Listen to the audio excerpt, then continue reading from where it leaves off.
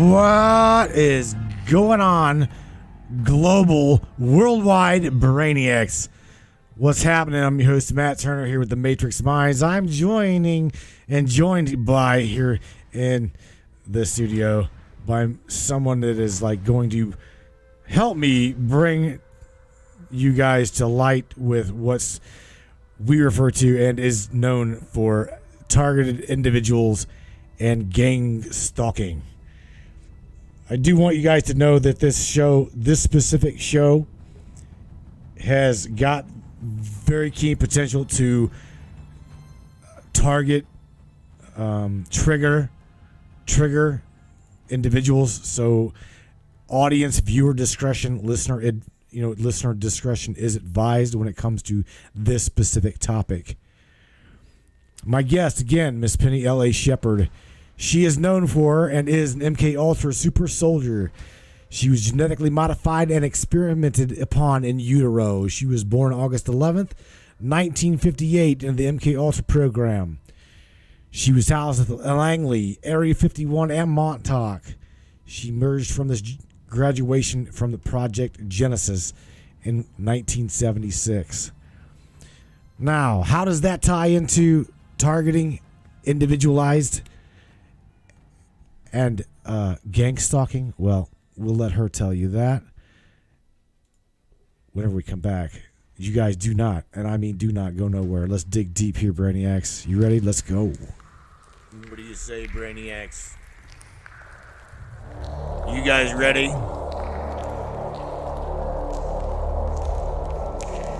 It's time. It's showtime, brains. That's right. It's Matrix time. And it's go time.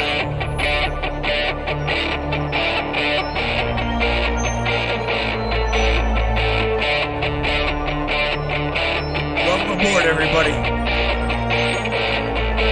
Let's go.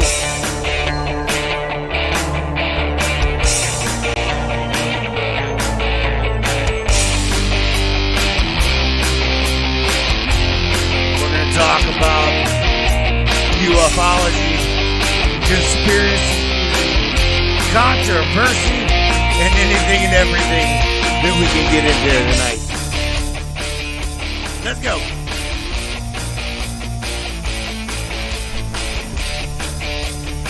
What's going on, Mr. Eddie Cassidy? Yeah.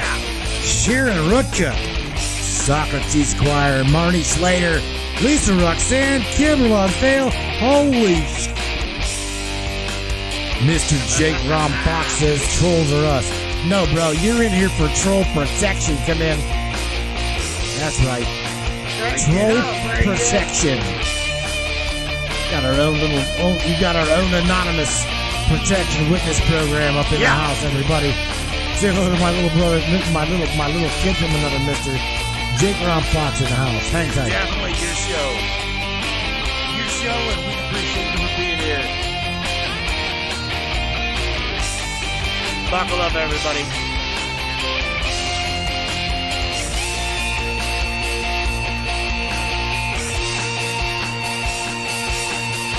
Welcome aboard. That is absolutely straight up kicking it, man. What's up, everybody? Yeah, Miss Penny L.A Shepard's in the house with me. I'm gonna continue to read Miss Penny's bio here a little bit. Thank you everybody that's tuned in and joining me. In the meantime, here, just hang tight. Go to the screen, and again, finish reading Miss Penny's bio. Is absolutely. I'm grateful to have this lady in my life, and I've known her for some time. The trust, okay? I want you to know that the trust from her to me didn't come easy, okay? She vetted me out for, oh my God, 3 weeks? 3 weeks, something like that. Yeah, probably even longer. I want to say longer. So anyway, Miss Penny, MK Ultra is a covert CIA program. Oh my God, did I say that word? Yes, I did. Okay, its objectives are so secret to garner the ultra secret clearance above top secret. Even the highest offices in the land are not completely apprised in all of the occupancies and the tentacles and how far they go, and that the umbrella of the MK Ultra project, we as citizens and also MK Ultras will never be told the extent of these projects.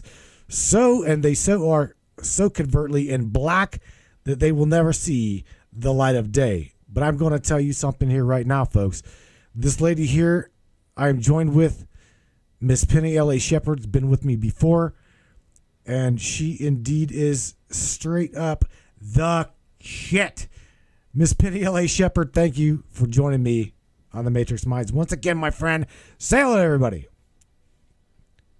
Dog just gave me a high five when you said that. She's high fiving me right now. Her name is Lily.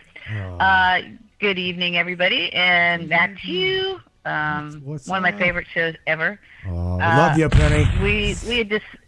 I had just talked with you for I think almost 2 months when Susie and I went into hiding after Chet was murdered. We were at a hotel. It was around my birthday time, and I started vetting you then. And then every time I talked to you, I ended up in Hawkins. It's a city in another state, but I ended up in Hawkins every time I talked to you. So I told you I think you're going to be in the next Stranger Things in season 4.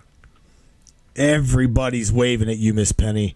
Everybody's like saying hello to you, hi to you. Tell them I say hi. I never like look at the stream when I'm talking to you, so I'm just on the phone, so I'm not being rude or anything. It's all right. I just want to say hi to everybody. I just want to know. Jake Round Fox says, "Hey, I'm one of the original Anons and the Anon Show founders, aren't I, bro? Of Anonymous Bites Back."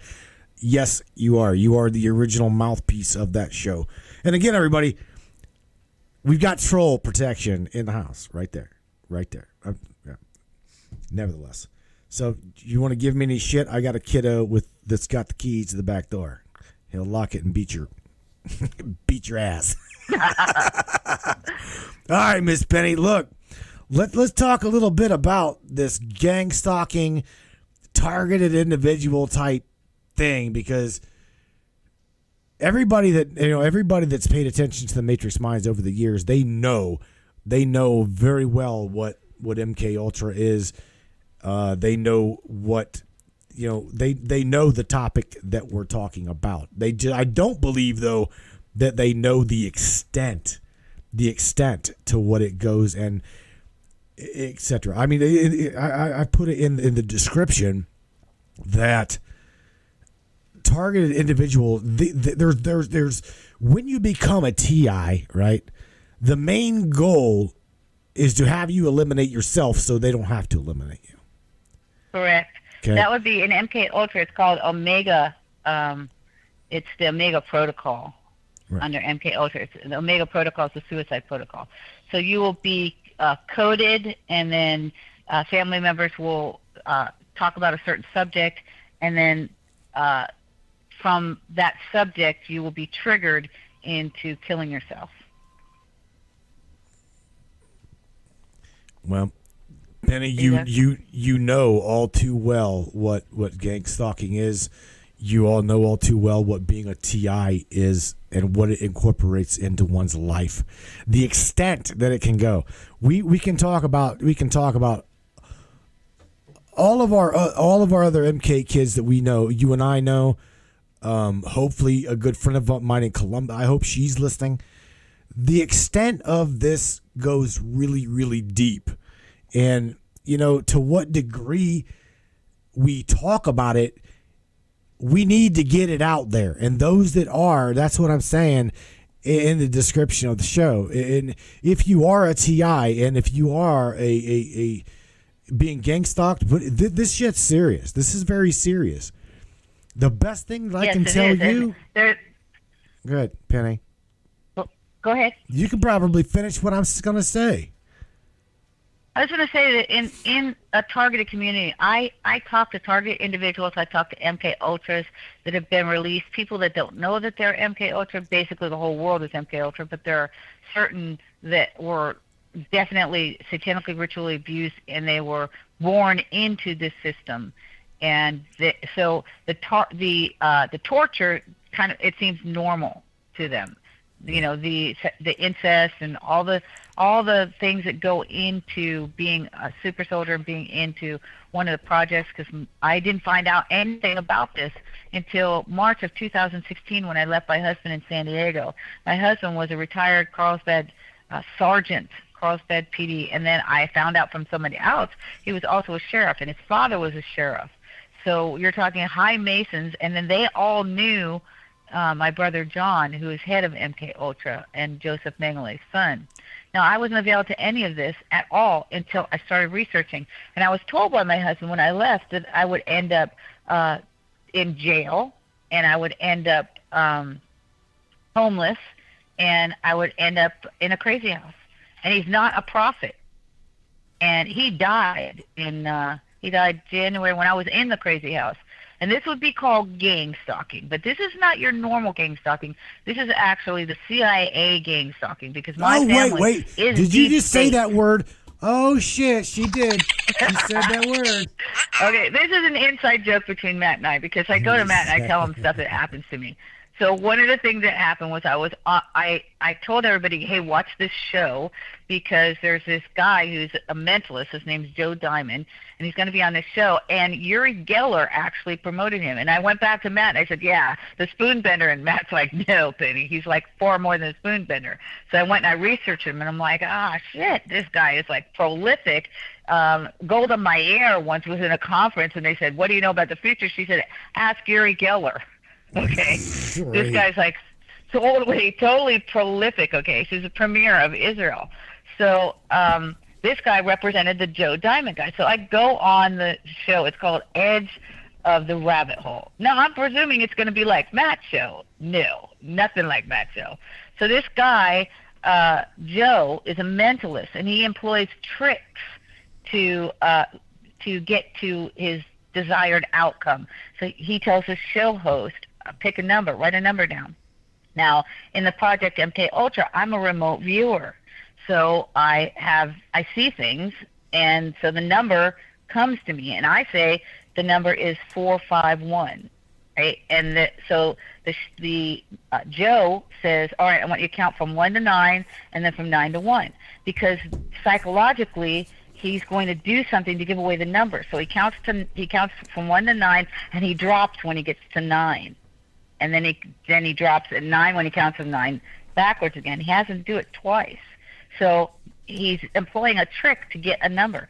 So he asks him, what's your first number? The number was 495. What's your first number? And I text over, it's a 4. And he says, is your first number a 3? He says, no, it's a 4. Right? So then I say, he says, okay, so your second number is a 9. And he tells him how he got it from the inflection in his voice. And then he guesses one number. He's got one number. He says, and the last number is a 5. And my number was 451. And I think maybe I saw the 9, but I just saw the 1 from it. I didn't see that 0 on the 9. I saw a 1. So I don't even think about that till later. I'm like, shit, I got 2 of the numbers, right? And so somebody asked him, are you a remote viewer? He says, he doesn't answer, but I say, well, I'm a remote viewer. Nobody even knows who I am, right? I'm a remote viewer. And then I say, I was in the CIA project, and by the way, the CIA owns the entertainment industry. Well, the producer comes on and says, the CIA does not own the entertainment industry, and we don't talk politics here. And I'm like, okay. And so I just say, hey, thank you so much for a wonderful show. And then I go back to Mike in the rabbit hole, and I look to see his other guests, and they're like UFO. And I say, Mike, this is awesome, but how in hell did you interview any of these people and never talk about the CIA? And then he comes back, and he basically insults his guest. And he says, well, this guest was just doing card tricks. That has nothing to do with the CIA. So I send that back to the guest. I send it back to Joe. I'm like, hey, Joe. He said, you're doing card tricks. And then I go back to this guy, and I just basically redress him and say, he says that he was doing card tricks. So I say, well, tricks are for kids, Mike. No, she's and by the way, you look. I say you look tired. By the way, and then I just basically say, I out him on my my two MK Ultra pages, and I say, apparently, you're not allowed to talk about politics or the CIA on edge of the rabbit hole, and apparently this guy's standing at the edge looking down at all the whistleblowers and targeted individuals and shooting them in the rabbit hole because he's on the edge looking down, but he has nothing to do with being in the rabbit hole and disclosure. So who is he? I don't know. Who's the show? Is he deep state? Is he Hollywood? Because at the end of the show, there was one person there, and it was me. And then I signed up. It was only Penny's the last girl standing. All I can say is, look, if you don't believe that the deep state CIA is all over Hollywood, holy shit. Oh yeah, man. Basically, come on, I wrote man. a chapter about it. Because Kevin Shipp explained it. Kevin Shipp was CIA. He worked counterterrorism, and the CIA turned against him, tried to kill him and his wife. So he said, F you, and he started whistleblowing. And he basically has outlined, I didn't trust anybody.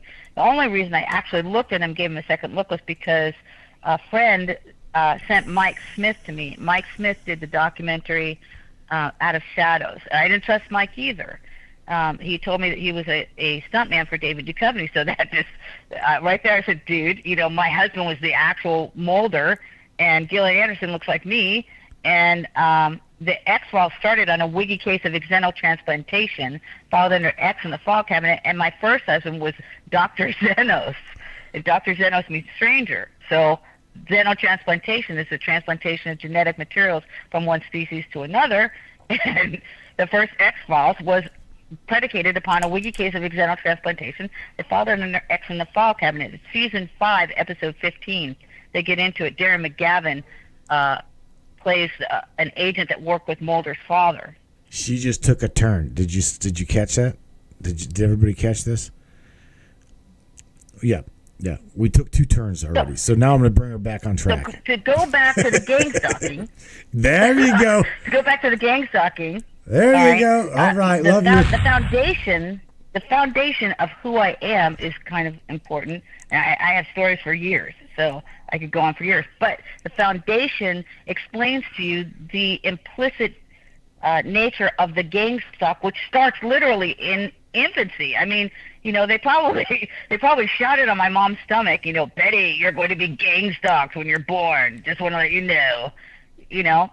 And so I came out, I was in the program, and henceforth, my entire life, when I got thrown in the crazy house, my brother Rob said, who is John?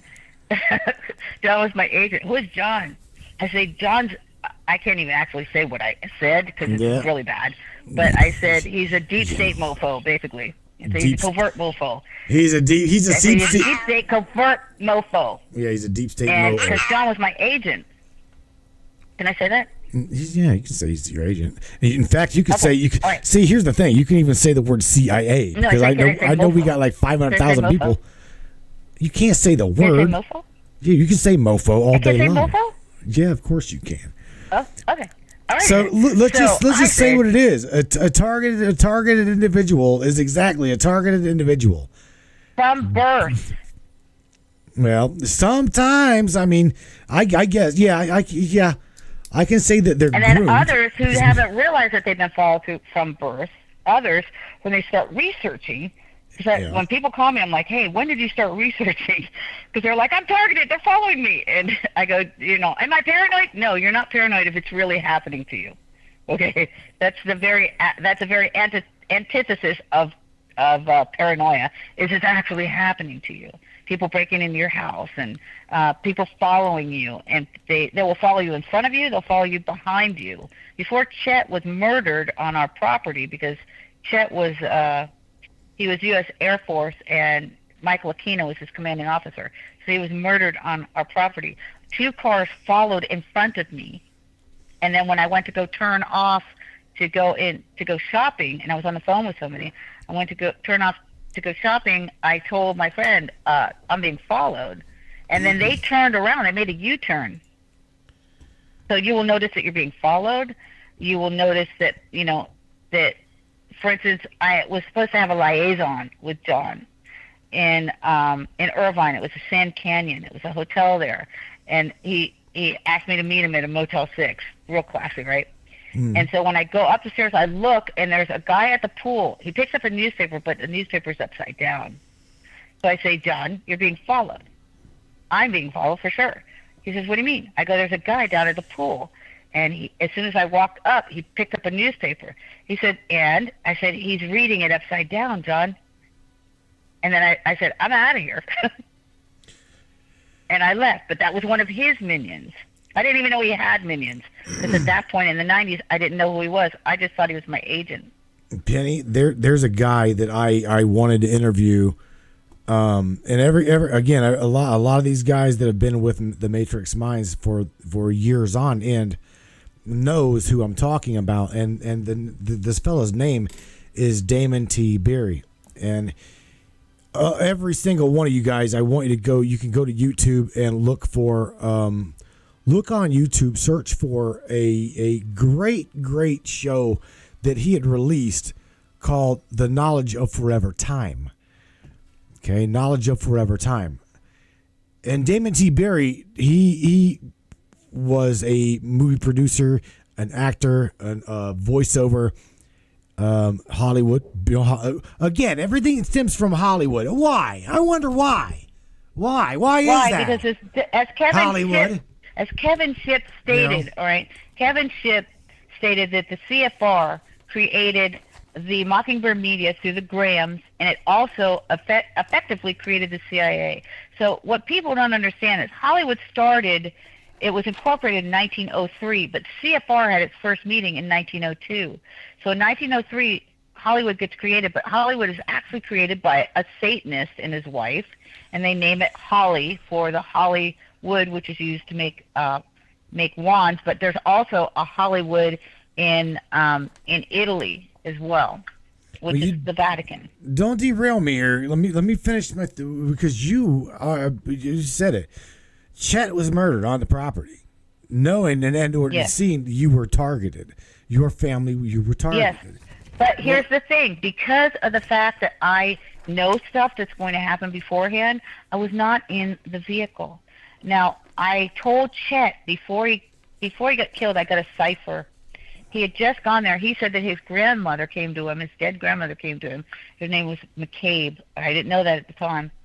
And he said that she told him to come to Texas, and she said he was going to die in Texas.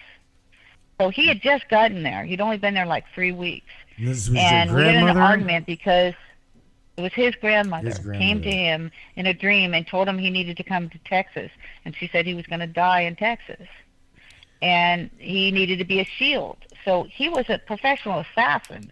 That's what he did. Michael Aquino, Church of Satan, Temple of Set, PSYOPs, Mind Wars, the Presidio debacle. He was his commanding officer. He also ran Project Operation Phoenix, which was an MK Ultra project, and it was a PSYOP project. And Chet was a very prolific individual. I've written about him on my blog. Chet was a professional assassin. He was a sniper. He was also a mercenary. He ran DEA dogs and cadaver dogs, and he did 9 tours of Southeast Asia. He was security for the Queen of England, for Princess Margaret, for Chancellor Kohl of Germany, for Bush, for Nixon and Gleason, which I had issue with because Nixon and Gleason were my perpetrators. And he also told me that he knew me when I was 17 and played drums for me at the Marine Room and kissed me. And I'm like, what? Yeah. Right? Because I was erased, and I was like, dude, and I started asking people because they erased me so much. I started asking people, did I sleep with you? Do you know me? Right? That's terrible, right? Because you meet somebody like, do you know me? And a lot of people are like, yes, Penny, I do know you. Great. Okay, what do you know? How do you know me? And Chet said, I said, did I sleep with you? And he's like, no. Really, Chet? Tell me the truth. What happened? Because I don't remember any of this. He said, I played drums for you all night long. I said, really? He goes, yes. And I said, what happened? I said, they must have roofied me or something, but it had to be, the titration had to be just right, because I've watched over people because I'm a singer, and that was my craft. I've watched over people my whole life in the clubs and told them, don't drink that drink. It could be drugged. If you're going to go to the bathroom and you don't take your drink with you, throw it out. don't go and drink it, because I've watched women get roofied and talk to somebody on the dance floor, and then they go out and they come back in, they can't even stand, and then I have to call 911 to get them to the hospital and have them do a rape test on them. That was one of the things that I did. Not good. That is not a good one. Not a good thing. So let me finish. Let me finish. But that's what I did as a singer. About my boy that I didn't get to interview, because of his release of Knowledge of the Forever Time. I'm sorry, but whoever tried to correct Stuart, you're wrong. It's Knowledge of the Forever Time. After he released this documentary, which was an 8-part documentary, he began, like Miss Penny said, being followed, being followed. Things around his house, literally things around his house come up missing. Things on his porch being left there. He even went as far as saying that they have the ability to sneak into your house at night, drug you and or not drug you, but move things around while you're asleep. This is how right, and then you look crazy. This is, and that right, like Benny's saying, this makes you look like the victim of your own fragmented mind. Okay, that's one of their. Here's tactics. one thing I'd like to talk about in regards to the gang stalkings. My brother David. My brother David, I was a writer in the family. I've been writing since I was in 6th grade.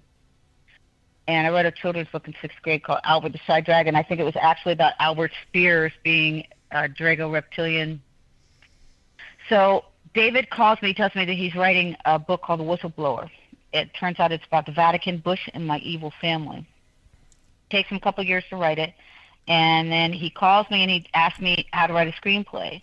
And I say, David, I can't give you lessons on how to write a screenplay, but basically everything that you've written in the book, you're going to have to now, you cannot rely on descriptors.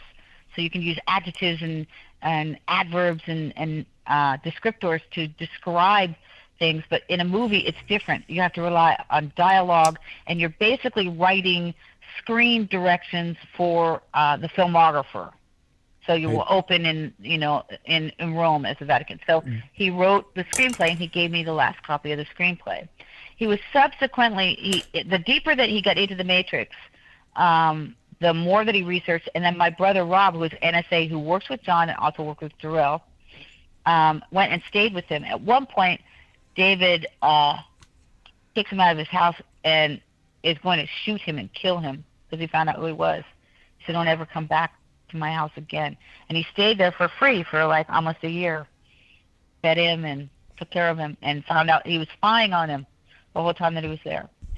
So I was not availed to any of this knowledge as to what had occurred. But my brother Rob did come and stay with me in San Diego because he knew my husband. He knew both of my husbands because he's Deep State CIA, and he also worked with John. So David says that everyone in his life has been a government plant, including his wife, which he was absolutely right. Then he gets divorced from his wife, and he gets made homeless. So everything that he wrote is now gone. He did put it on the Copyright Office.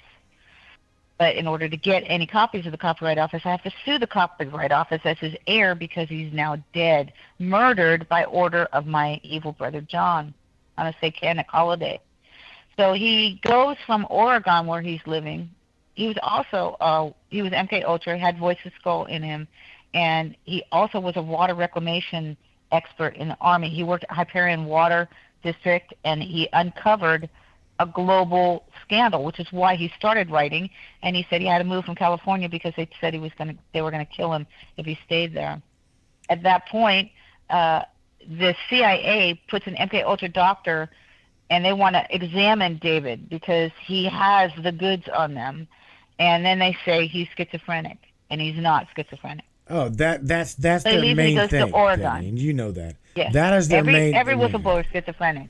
Yeah, they including all me. are. I'm schizophrenic. Absolutely. So he moves to Oregon with his wife, and then he divorces her, and then he comes back to San Diego, and he goes and he lives with the homeless people in Mission Beach. He's arrested over 50 times. they finally take his car. And then April 28th, 2007, he's murdered in broad daylight on the brand Climax, High Satanic Climax. And I'm told they're drugging me. I have a team of 20 doctors that are drugging me. And I'm told that by my husband, who was a Carlsbad sergeant and detective, and retired, and his dad was a sheriff. He tells me that I can't get David's body back because it's been liquidated, and I don't understand what he's talking about. Then I get his ashes back, but I know that they're not his ashes. I know it when I get it. I'm an empath. I know stuff. I'm like, that's not David's ashes. Then I find out from a PI in 2019 that John, amongst his holdings, has a shoe company. Now, why this is important is because I know that he's wearing David as shoes. When I go back to Darrell's house, Darrell is Albert Speer's son, Hitler's Minister of War. He's moving from California to Lake Havasu, and I'm helping him. And he has these shoes, and they're in these little flannel drawstring. Each one has its own little bag, each shoe. And he says, I've had these shoes for 30 years. I said, really? I don't even have underwear that I had 6 months ago. Right. Right? Mm-hmm. Because I'm made homeless. I don't even have underwear I had 6 months ago. They divest me of every single possession I have. The only asset I had is my truck. They take my house, my $500,000 condo. It goes back to the bank. They take all of my clothes. They take my studio. They take my pictures. They take everything. I leave with like 4 boxes of clothes, go to my brother's, and then I start to research, and everything's taken again.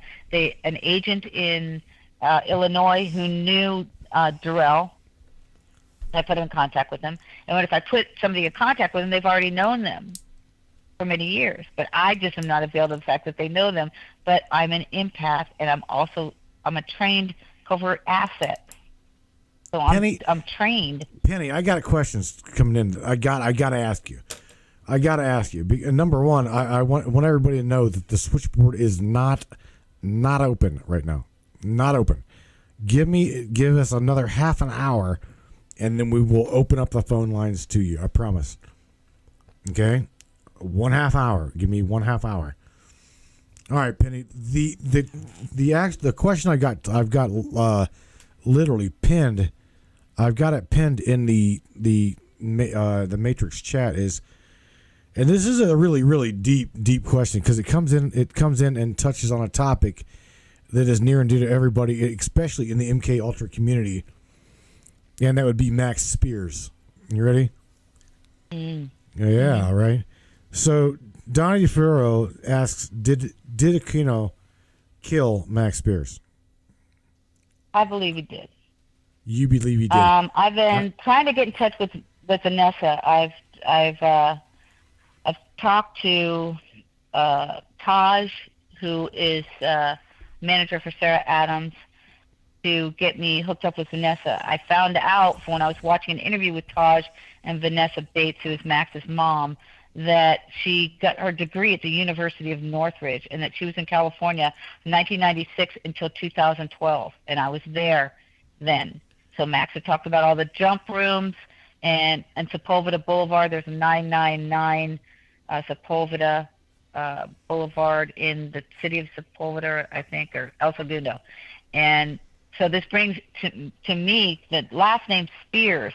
His name is spelled Spiers. And then Albert Spears is Speers. And Britney Spears is Spears. But they're all part, I believe, of Albert Spears, what you would call brand. And they're all spelling divergencies under the name Spears.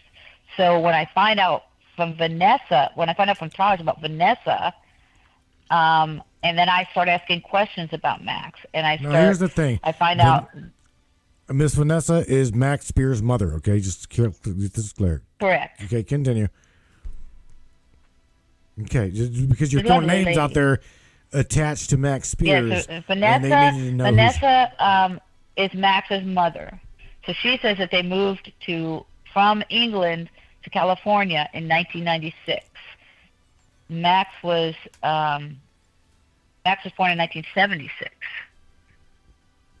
She said that they moved there, so that he would have been like 20, I guess. So I think those are the dates that she gave me. I do believe you're right.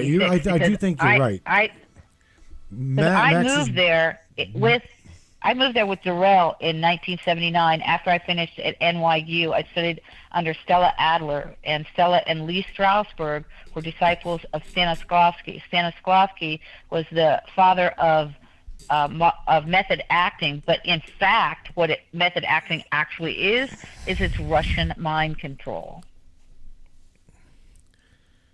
So Lee Strasberg was Marilyn Monroe's handler.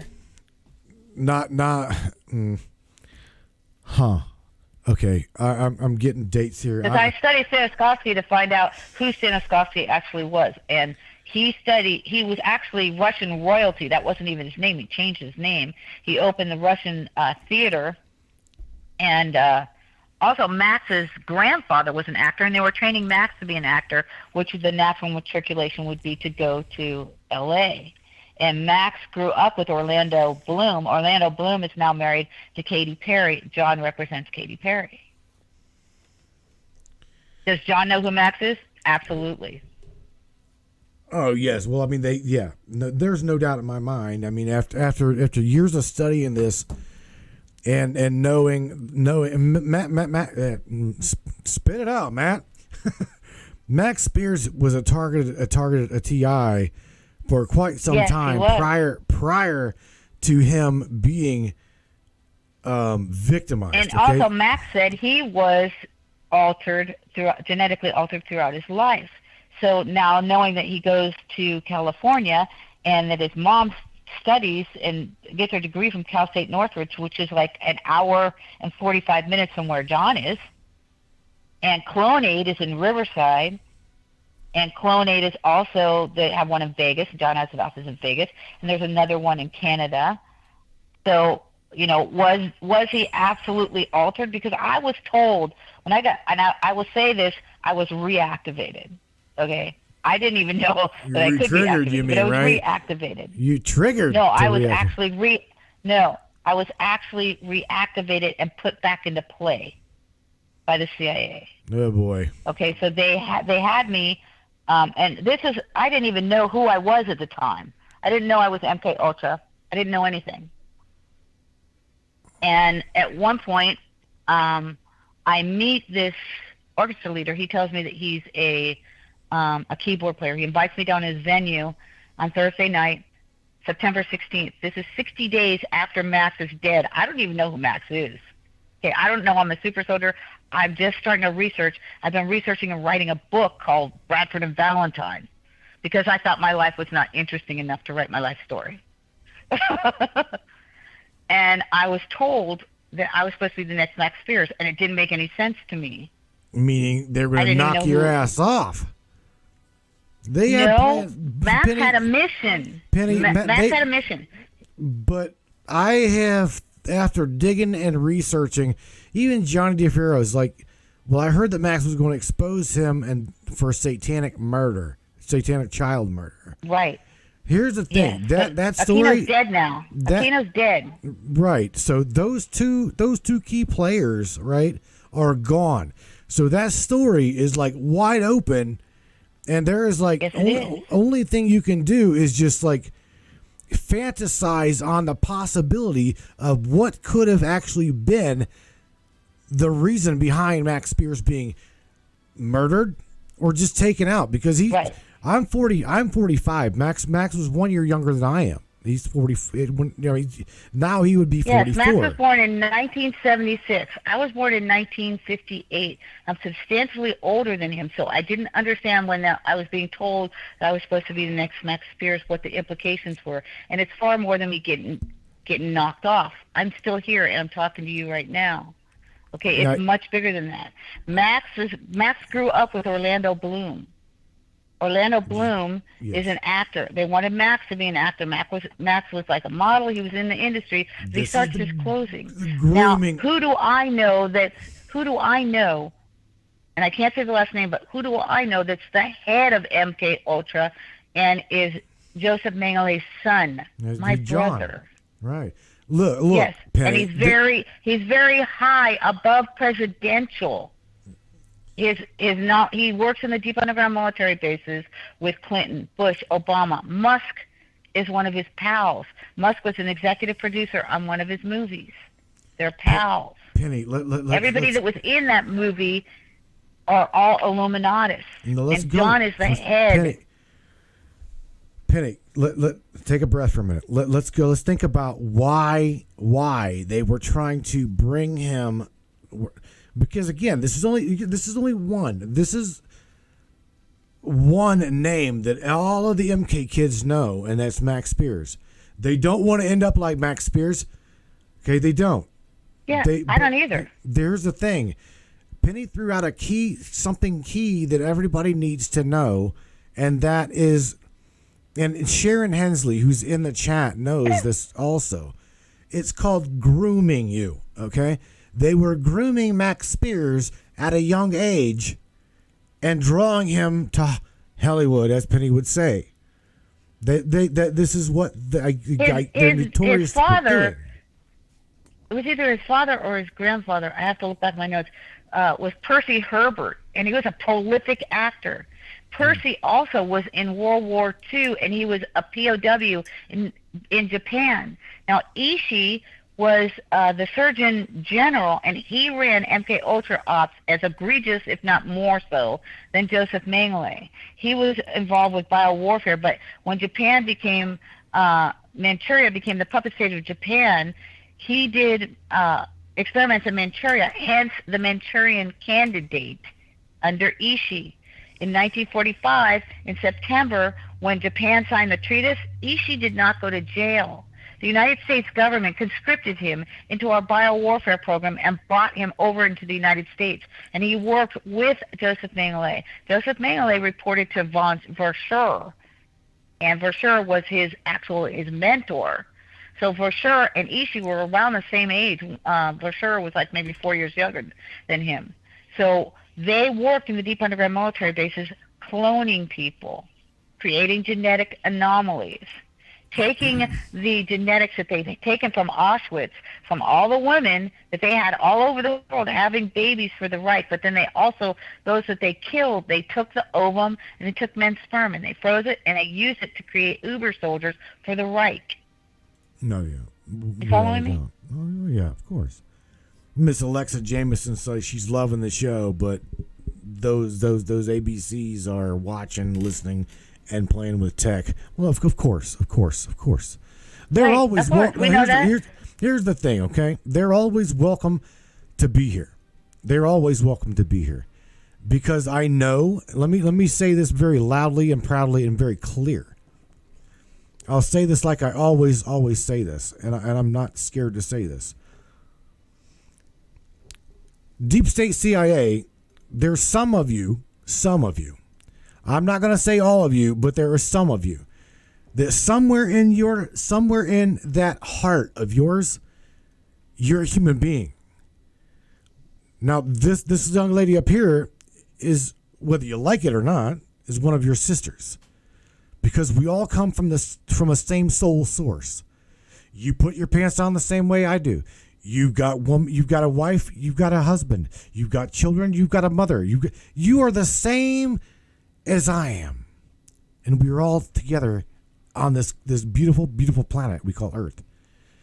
Now, I said that to say this. Just because you are in a three-letter ABC, an ABC, doesn't mean you are any better than me, any better than her, and your shit don't stink. You have got a heart, and it's my heart. I basically believe that there are some good people in the agencies. There is. Now, a year ago, I would have said, no, everyone's free. But there is. Now, today, I believe, because when Mike did Out of Shadows and he interviews Kevin Shipp, I listened to somebody who's actually disclosing truth, and I don't think this guy has an agenda. And he's written a couple of books, too. He's not out there actually actively hawking the books, but the books they're very good books, and they describe the difference between the shadow government and the mechanism which runs it, which is the deep state. And so I wrote on one of my chapters after Mike talked to me, And he just told me he was working on a documentary. He didn't tell me what it was. And I didn't trust Mike when he came to me, but now I do, because I like the documentary. It's called Out of Shadows. He went into his own pocket, to create this. And then he did a show on David Harris, and he said, David asked for donations. And he said, well, thanks, David, because I'm not going to ask anybody for donations. He says, but I'm planning on doing a second one, and again, it's going to come out of my pocket. And then he lost his agent, which he knew that he would. And he's probably going to get severely gang-stalked as well, because he disclosed about all of the intricacies. He said he didn't know. He said he was behind the scenes, but he's a very, he's a stuntman, and he had broken his spine. And he said the woman that was rehabilitating him asked him if she could pray over him. He's like, sure. He said, I don't believe in God. He said, well, who do you think the children that are all sex trafficked and satanically ritual abused, who do you think they send them to? They send them to me to heal them. That's what started him off. That's why he wanted to talk to me. I've seen that movie, Miss Penny, whenever it was released. And yeah. It was like 2019, I think. Mm-hmm. And yeah, whenever Kevin Shipp was in there and talking, again, this is why I talk to them directly, and I want them to hear me. I don't want like Tammy Bottom said, they're going to take us off the platform. They're going to stop the live stream. But the thing is, they shouldn't have to do that, and I don't want them to think that they've got to do that. I know for a fact that you've got a heart, because I have a heart. I was years and years and years and years ago. Again, it doesn't matter whether you're in the ABC or not. All you're protecting is an agenda to relinquish the free will of our humanity. You ain't no damn better than I am. Again, it's no right, reason but to then kill you the also need to look at the converse of the people like my brother who have no heart. They have a blackened soul. They don't feel anything. They literally could peel the skin off you and eat your heart out of your beating heart out of your chest, and then go home to their kids and play with them like nothing happened. These are psychopaths. Well, these are people that have no compassion. They have no compassion. They have no compassion whatsoever. They have no empathy. They cannot feel pain of another individual. My last husband actually didn't even feel pain. He was changing the brakes on one of the vehicles. It smashed his finger into smithereens. He came in, he iced it for a second, and then went back out and finished the brakes, and then went to the hospital because he didn't feel pain. Mm-hmm. I'm talking like physical pain. Now, Penny, do you think that was he was part of an I was agenda? given to him. But okay, you were given to him as okay. He would have been your handler at the time. Do you believe that he was part of the deep state program, the super soldier program? Yes, he worked with John. Then absolutely. Oh, I don't know about that. You just said it. I don't know about if he was part of the program. I know John was. I know John is a boy from Brazil, and Sam was older than John. So was Steve. Steve went to Palos Verdes. Dr. Steve Zenos went to Palos Verdes, Rolling Hills High School, and his parents were deep state. They were mob. They knew Tom Hanks. They were Greek mob. The last name Zenos is Greek. And Steve's dad was a session player, and he was also in the Army. And he worked for special services, select services. Now, select services were the predecessor of the USO, and they were also under what's called SAD. And SAD is Special Activities Division of the CIA. The entertainment venue falls under SAD. So when John has the Temptations sing for me in Viejas, and they're singing My Girl for me, and they take me back to the green room, and I sit out front, and they're like, hey, Penny, why aren't you singing? We know you're a good singer. And I'm like, I don't feel like it. I knew something was off. Now, John also goes by Satan Yahweh. So if you were Satan Yahweh, wouldn't you have the Temptations working for you? Just saying. It's a good name, but they're very tempting. Right? Name, they're very tempting. And there's a lot of them, okay? There's the original ones, and then there's the Temptations Reviews. There's a lot of them. So I ran my own band. So if I had a band, Big Business, and then I fire a bass player, if I bring the next bass player in, he's still a member of Big Business. So they're Temptations, and then they do Temptations reviews from, I think there's only like 1 or 2 Temptations left. So when I meet Nate Evans in Branson, and he has a Temptation drive in my car, it's a Temptation from the Temptations review, and then one of the temps died, so I watch Dan Aykroyd's My Girl, right? And then also Dan Aykroyd comes to me on Twitter, and I say, hey, is John okay? He's like, yeah, John's all right. He goes back the next day, yeah, John's okay. So I know he knows John, right? So then I ask Nate Evans in the Temptations, why is My Girl sad? Because I know what SAD is. SAD is Special Activities Division of the CIA. Mm-hmm. So when that guy in the rabbit hole, edge of the rabbit hole, with his producer says the CIA is not controlled by Hollywood, I'm just like, oh my God. Yeah, I mean, really? Right. That's just like, wow. Wow. From one show host to the other, I should call him and say, look, bro, you need to really think about renaming your show. Right. I'm just being honest with you. Get another producer. Either that or, get another producer.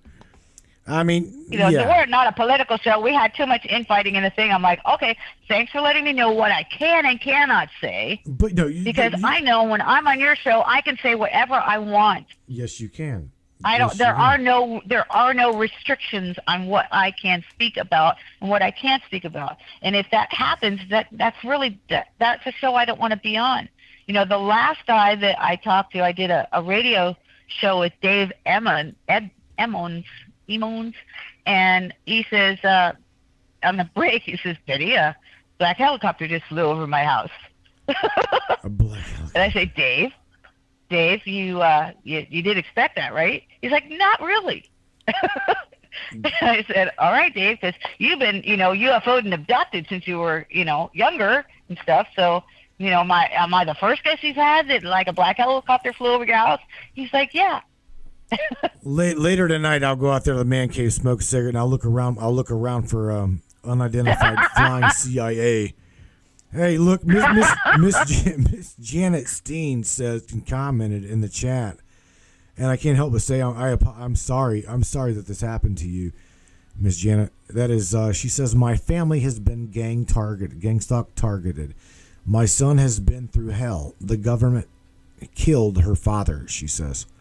Now, Janet, I'd love for you, whenever we open up the phone lines, if you would like to talk about it, to release it, okay? Because the releasing it helps the healing process, okay? Talking about it.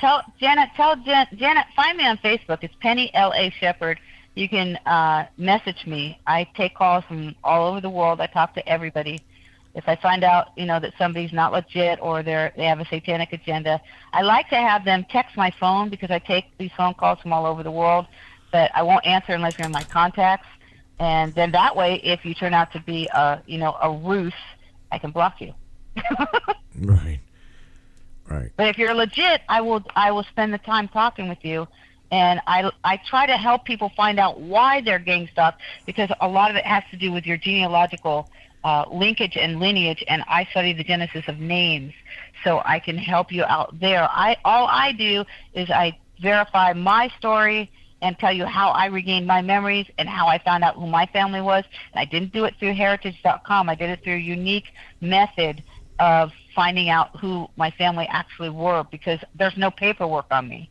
I believe I was given to my parents, and they were in the MK Ultra project. See, I've spoke to so many of you guys, and I am absolutely blessed to be in all of your guys' lives, Penny. The handful that I've talked to, each one of you guys have got your own unique story, and there's not one person that's more important than another. True. Okay, that's one thing that I want to put out there.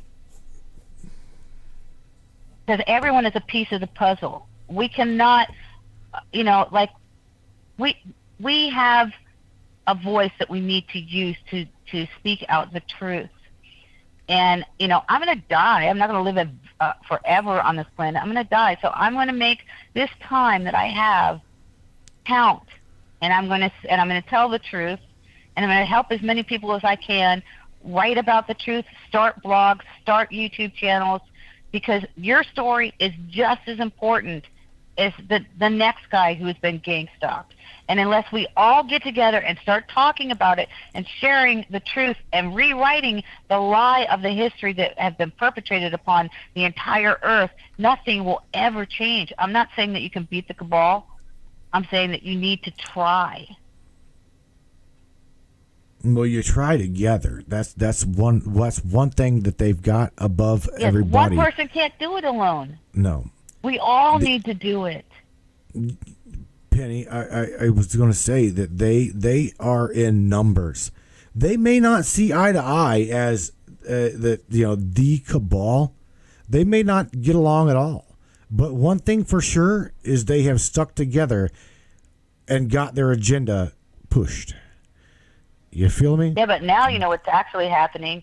And John D'Souza blocked me on Facebook, and he quoted the X-Files to me, which really made me mad. Because I was on a show with him alone, and the first person that interviewed me, and the host, I was the only one in the audience. And so John knew who I was. And he also was friends to Eric, one of the other talk show hosts. I won't out him on your show. Mm-hmm. But Eric, as it turned out, was kind of not a good person. And he went on Mike Deacon's show, who I will out. And Mike Deacon and Eric discussed me on the show because I wouldn't go on the show because Mike Deacon supported Michael Aquino. And I said, dude, I'm not going on anybody's show that supports Michael Aquino. You're a Satanist. And then they went on the show and talked about me and said I was schizophrenic. And Eric said I displayed 4 different personalities. Eric's not a doctor, but he did interview Bill Binney right after he interviewed me, which was confusing, right? Because I'm nobody, right? I'm just this crazy person in a crazy house, and he's interviewing me in the crazy house. And then he subsequently interviews Bill Binney.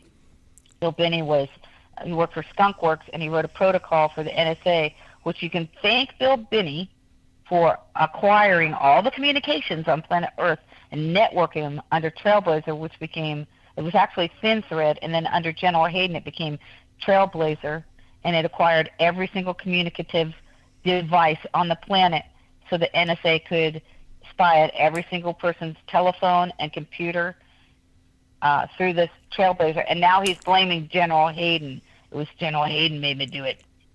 The devil made me do it. And his AKA was also Satan. So if you want to find out who Bill Binney was, watch him on A Good American. Because in A Good American, he even says, yes, my AKA was Satan. Who gets an AKA of Satan unless you actually are, a satanic individual? Right. And his motto was just do it and apologize later. So he did it, and now he's feigning his apology to the American people. I'm a whistleblower now. No, you're not, Bill. And you're not a good American either. Oh, my God. But I'm nobody, Matt. I'm nobody. No, This guy interviews me, and then he interviews Bill Binney. Look, I didn't know who Bill Binney was. Well, Penny, it takes a lot of guts to do what you are doing, okay? I need you to know that.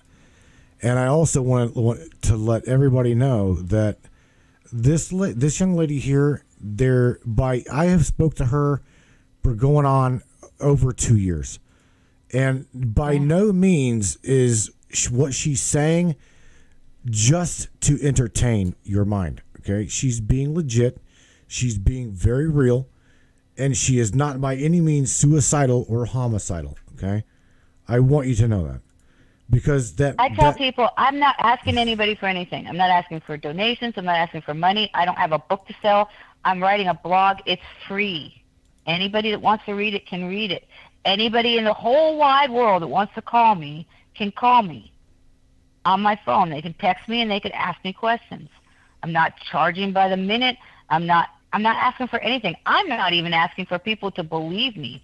I say, look, I don't even want you to believe me. My mission is, if you read my blog and it leads you to research and to write, I will encourage you to do that. Right.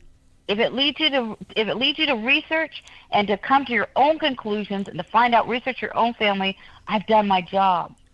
And when I leave this land and go to the next realm, I hope I will hear, well done.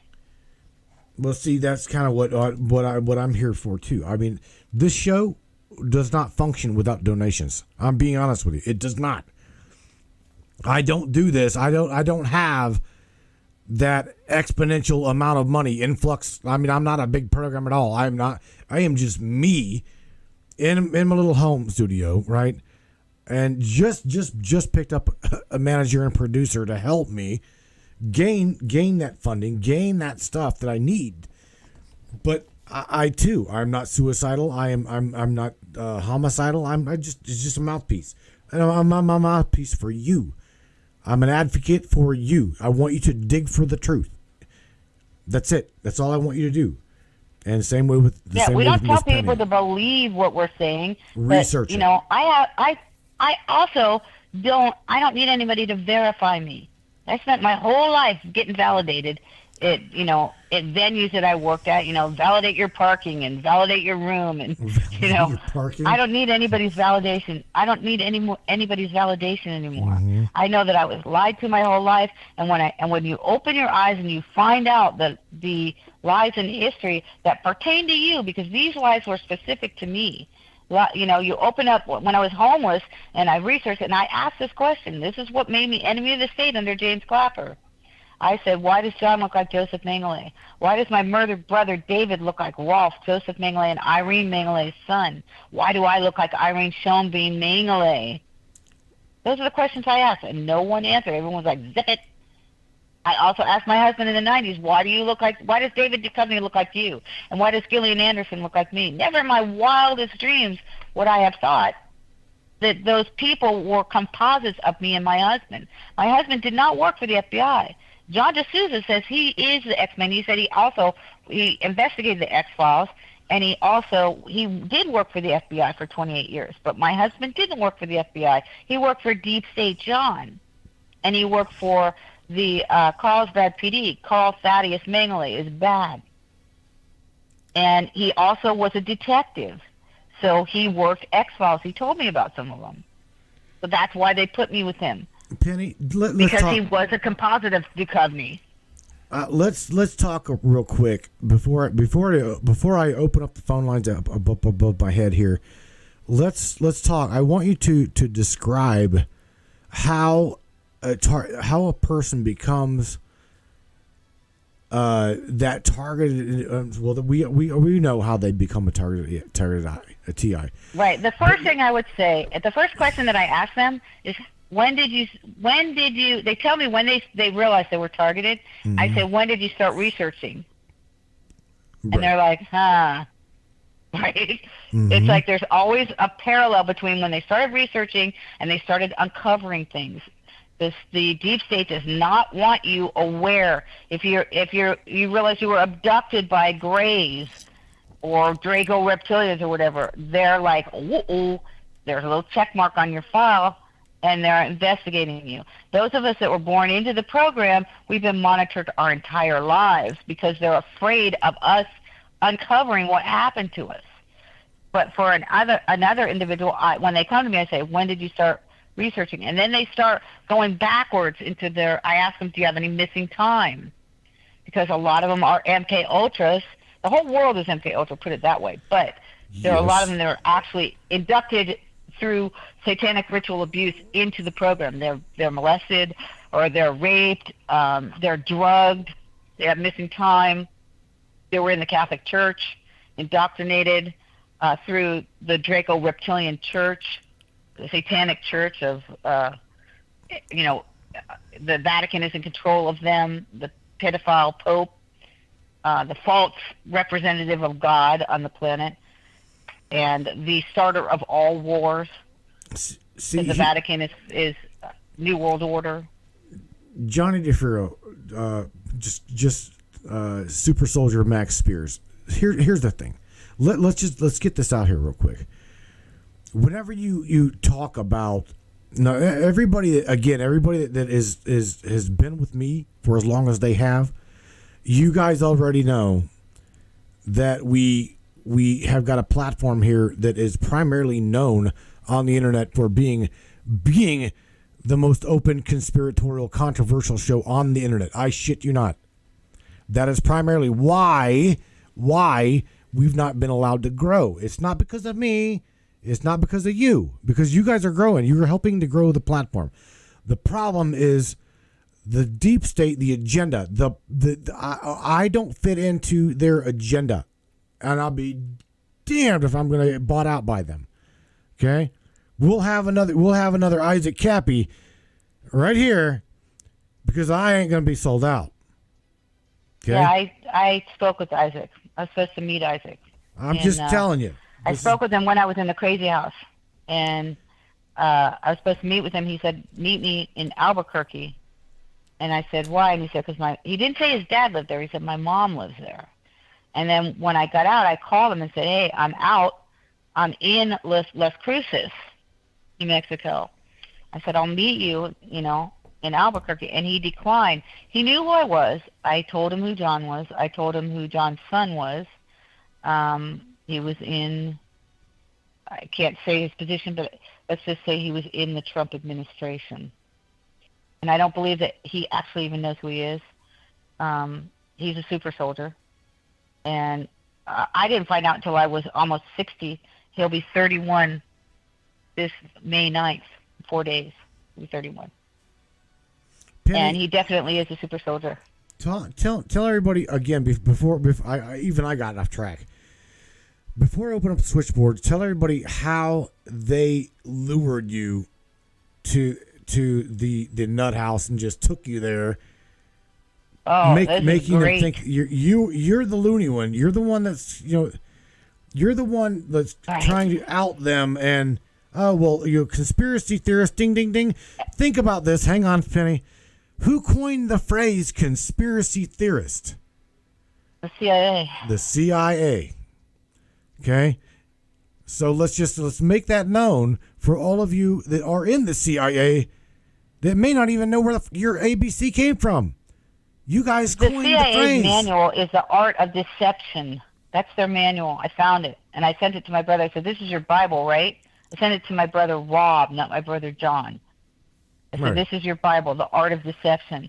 So they will lie to you about you to your face. And you're like, no, that's not right. I know myself. Who are you talking about? And so all of these people knew each other my entire life, and I didn't know they knew one another. I didn't know Darrell knew John. Darrell was my manager first. I lived with him for 5 years. He's Albert Spear's son. Oh, this is crazy story. So this is why I tell people that they need to research their families, because here's the reality. This is my story. This is one family. This is one person with deep state ties. They have military ties, policing ties, because the police are Freemasons, and that not all police are bad. There's some very good police officers. There's some very good FBI officers. There's some very good people that joined the CIA because they believe that they were going to protect American interests. There were some people that went into the NSA, like Karen Stewart. She went to the NSA believing that she was going to be doing a righteous job. And when she leaves, they tell her, we're going to tell everybody that you're schizophrenic if you whistleblow on us. And then we're basically going to have you gang stalk with fusion centers. We're going to tell people that you're a pedo. I mean, it's like, if you watch the X-Files movie, there's a guy in there, Kurzweiler, and there's an actual real Kurzweiler in real life. And Kurzweil goes to Mulder, and he discloses to him, and then the next thing Mulder, he was a gynecologist, Kurzweil was, and then Mulder goes to his apartment. The FBI is going through his apartment, and they claim that it's kiddie porn. So they use their own tactics because they're involved. Their agents in the hierarchy are involved in sex trafficking, in satanic ritual abuse, in worse than kiddie porn. They're murdering these children and drinking their blood. in these deep state secret societies. Well, are you ready for me to open up the phone lines for everybody to Go for it. To talk to you? Yeah. I mean, you can have me on like for the next 10 years, Matt. You know, anytime you need a guest, I will come back and tell you something new. Yeah, I know you will. I definitely know you will. And I think Dave said he wants to put me in rotation. Who? Dave Emmons. He said, I'd like to put you in rotation, Penny. You know a lot of stuff. you do know a lot. I'm like, all right, you're not worried about the black helicopters, Dave? You do know a lot of stuff, and what's great is, and I'm grateful, and I know that these guys are grateful also. Is you're not afraid to speak about it. You're not afraid to share your knowledge I'm angry, about it. Okay? I know you're angry. This is the driving force of me right now. This is my driving force.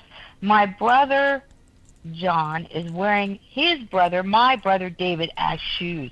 He's the voice of Bohemian Grove that Alex Jones was invited to record, saying, "Are you going to burn me again?" He tells me nobody knows who I am. I didn't know at the time that I talked to him when I said, "John, I see you now." And I tell him about David, that David was murdered, and he wrote a book called The Whistleblower, which will never see the light of day. I didn't know that David was his brother.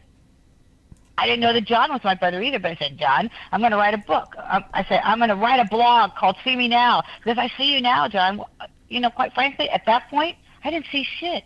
Right. But now I do. This like John B. Alexander, he worked with Michael Aquino. If you Google John B. Alexander, The Men Who Stare at Goats is about him. And John worked with DARPA. He worked at Los Alamos, and I believe that he actually he's a phenologist, which he studies death. So I believe what he did was he took the soldiers that were dead, they shipped the bodies over to him of those that are MIA, and then he reanimated the bodies. And he was with Aquino in a picture for the AFIO conference, affiliated former intel officers, and standing there with a picture with Aquino and his wife. This guy, I think I actually worked under him because his AKA in the aviary was the Penguin. And then when I went to Mexico with my husband, Steve Zenos, and my brother David, who's now dead, and Steve's dead too. He died a month after he told me John was my brother. When I went to Mexico, I came back, and I now know they had me kill somebody. I don't know who it was because I was under MK Ultra. And I wrote a song about it called Let's Go to Mexico. And then Steve put a penguin on my car. Well, John B. Alexander's AKA in the aviary is the Penguin. So I'm going to say I have an affiliation somehow with John B. Alexander. He's trying to... Hey, Penny, I got Mr. Ray Von Rohn III says humans are supernatural. Humans hold supernatural powers. They are all... They hate all humans. These people hate all humans. They do. I can't let's say I don't disagree with that. I do agree with that. All right, everybody. I agree with that. Phone lines are open if you wanted to call inside the continental United States. 717-734-6904. 136-426 is the show ID. Smash the number 1 on that pound key, and you will be ringy dingy next in line. They are wide open here. I've got it because I've got to use my cheat sheet to join, or if you are overseas, there are also Canadian numbers, there is Australian numbers, and there's a United Kingdom number. So there's my cheat sheet right there. I don't know that number off the top of my head, but again, it would be same show ID, the number 1 and a pound. Miss Penny, whenever you were in medical evaluation, right? Whenever you were medically being evaluated, how long did it take you to get out of there once they stuck your ass in there? A year. Wow. What happened was I was writing this book, Bradford and Valentine, okay? Because I thought I was going to write my life story, but it wasn't interesting enough, okay? And James McDonald was a pastor in Elgin and in Chicago, a mega church pastor along with Bill Hybels. I was going to both their churches, and James stole millions of dollars from his church, and they eventually fired him. But James knows who John is, and he triggered me with the words, "There was a man sent from God. His name is John." That's a long string. Sorry about that motorcycle that you guys just heard. My next door neighbor is quite an enthusiast. That's a long string of a trigger. It's not just one word. The sky is blue. It's a long string. There was a man sent from God. His name is John. Yeah. And John told me that 30 years before, when he took me from the Holiday Inn to go to a fairgrounds, and he says, "Hey, Penny, you want to know why my parents named me John?" I'm like, "Not really, John, but I know you're going to tell me." And he's eating a big cinnamon bun that's as big as his face, and he inhales it. It's gone in 2 seconds. He's a big guy. He's 6'6". That's quite funny. And he says, "You want to know why they named me that?" And I say, "Not really, John, but go ahead. I know you're going to tell me." And he says, "They named me that after a Bible verse. There was a man sent from God. His name is John." That's the exact string that James McDonald says to trigger me. And then essentially, then I start reporting to John, and I can't understand why I'm reporting to John about things that he's my agent, but he's not like an agent, like secret agent, right? As far as I know, And then I find out who John actually is. And I start writing to John I start reporting to him. And I was at a Starbucks in Wisconsin, and there's this kid there, and I know he's got a handler who's helping him with his GED, and I meet him a couple of times. His first name is Will, and I find out what his last name is, and his last name, I know he's the grandson of a very famous Nazi hunter, and I write to John, and I tell him who I met. And I'm like, why am I writing to John like he's my general, right? I write to him and I say to him, if you don't get an agent out here within 2 weeks, this kid is going to be dead. Why would I write to my entertainment agent about the grandson of a Nazi hunter? And the kid told me I hadn't slept for more than 20 minutes a week. And I know this. And then the second time I meet him, he's sitting outside. And he looks. I say he's going to be dead in like a week. He's finished. And the last time I see him, he's in the back of a Mercedes Benz, gone. I never see him again. That's funny. Miss Janet Steen says, "I just called the show, and it says there is no live show at the moment." That's creepy. Well, I want to say try calling that show one more time, because I would hate to reset the switchboard, but I will do that. I will definitely have to. If I will do that. I don't know. The kid's name is Will Wiesenthal. You know who Simon Wiesenthal is? I don't have no. My Kristen Martin says my lines aren't working, so I'm gonna have to reset the studio here real quick. Penny. Yes. Penny. Yes. Penny. Yes. Yes. Look, I'm gonna Penny. Penny. Yes. I'm gonna reset the switchboard here. So. Do I have to call back? Yeah. Right. So you hang tight. Call back. Is this the end of the show? What's that? Yeah, I'm gonna end the show. End? No, this is the end of the world as we know it. Yeah, man. No, it's good. I'll Penny. Yeah, Penny. I do that shit to her all the time. All right, Penny. I'm gonna let you go. Call back here and yeah, give me like 2 minutes. Like what? 2 minutes? Yeah, just give me 2 minutes. I know you're gonna say 2. Just a sexel? Yeah, that's so funny. I my phone reset. Oh, that's gonna be Penny's inside jokes. My sexel. Oh my God! I tried to tell her. Hold on, just a sexel. My phone reset. So I don't know if it was a deep state agent. I don't know what. My phone don't hardly ever reset. Hold on, just a sexel, please. And I'm telling her, I'm like Penny. I'm like, I'm trying to call her. I'm like, hang on a sexel. I texted her that. Hang on a sexel. What is a sexel? Is that There a little we sexel? go. Now we That got little some sexel? lines in there. I'm gonna take this. The one that first popped up as area code 360. So area code 360. You are on the Matrix Minds live with Penny Shepard, L.A. Shepard, and myself. Welcome to the Matrix. Say hello. Hello. Hello, Moto. What up? Hot stuff. What's happening? Hi, Penny. It's Michelle. It's Michelle. Can you hear me? Yes, hello, darling. Hello, How are you? darling. Hello, Thank you. darling. So why don't you tell them about our connection? That was pretty freaky deaky when we first started talking because of he who should not be named begins with a D, ends with an N. Because I won't give him the credit on air. But she had my Tried to have family. you whacked? Yeah. Yeah. 11 miles from Yeah. John's office? Yeah. And there is a whole connection there that I don't know if you even know the story, Matt, what happened last year with Penny's connection. I to all of don't, this. but I can tell you now. You can go ahead and say his I actually name. went on his show for like all of 5 minutes. Well, No, we can't say his name. He shall not be named. He is more than welcome to call this show because whenever he does, I promise you, I'm going to take a black magic marker, okay, and it's going to be a permanent magic marker.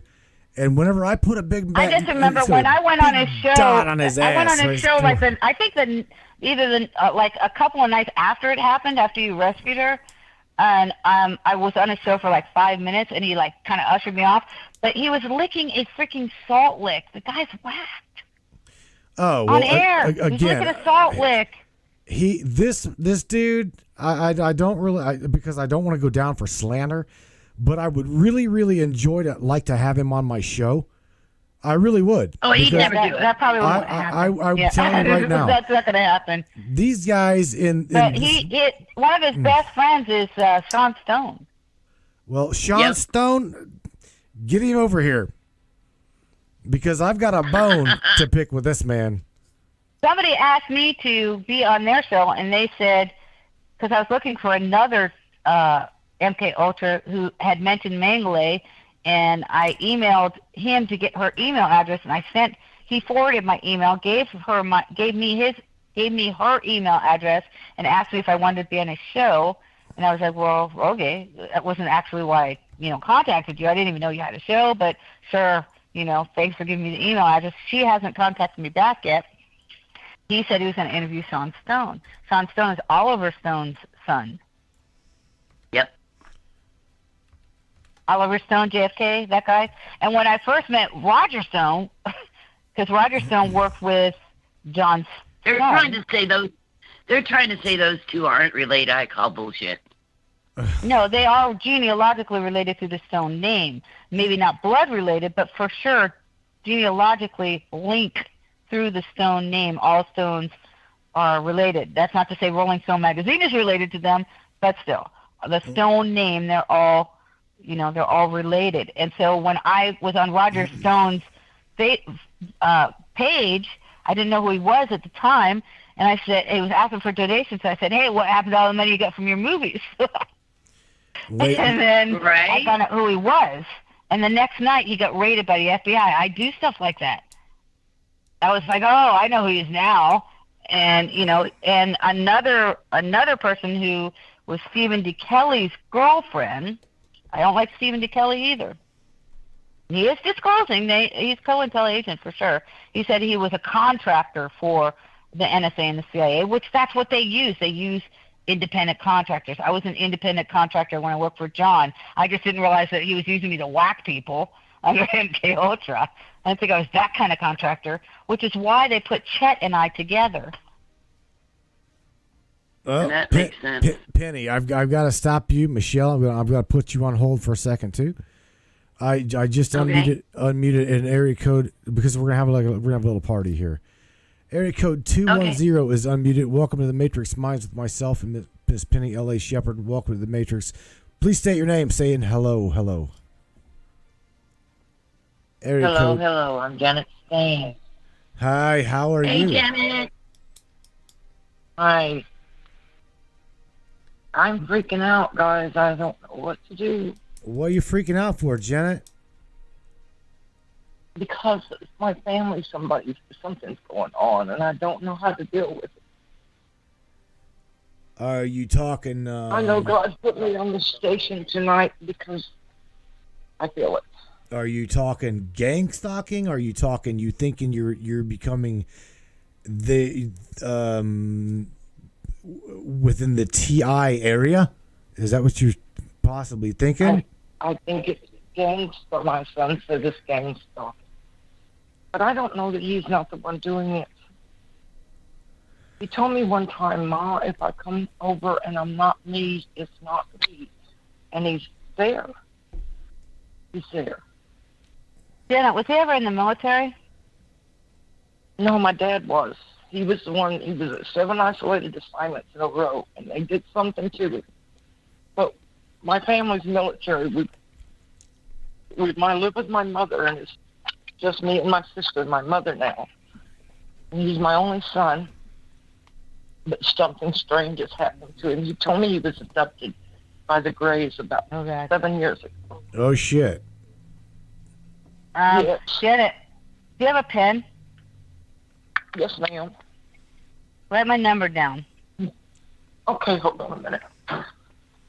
I know God put me in touch with you. Okay. Anybody that's listening can write this number down. I won't answer unless you text my phone and tell me who you are. My phone number is 619-779-9771. I talk to everybody. So after this show is over, you can text me, text my phone, say who you are, and I will talk to you and try to sort out what's going on. Okay, thank you so much. Ms. I Janet. tell everybody that they need to. I can give you some leads of what to research. That it's incumbent upon you to do the research, and the research literally will set you free. Your truth of your family. Well, but it's going to piss you off first, and it's going to make you cry. Because I cried a lot. I still cry. Crying is a beautiful thing. I lost my grandbaby at 5 years old. I cried. I don't hurt so much anymore. I can deal with most anything now, but I just need help bad. Ms. Janet, see... Mostly what people need is they need the truth. Yeah, for sure. Yes, ma'am. Yes, ma'am. Yes, ma'am. That's what's killing me is I don't know the truth.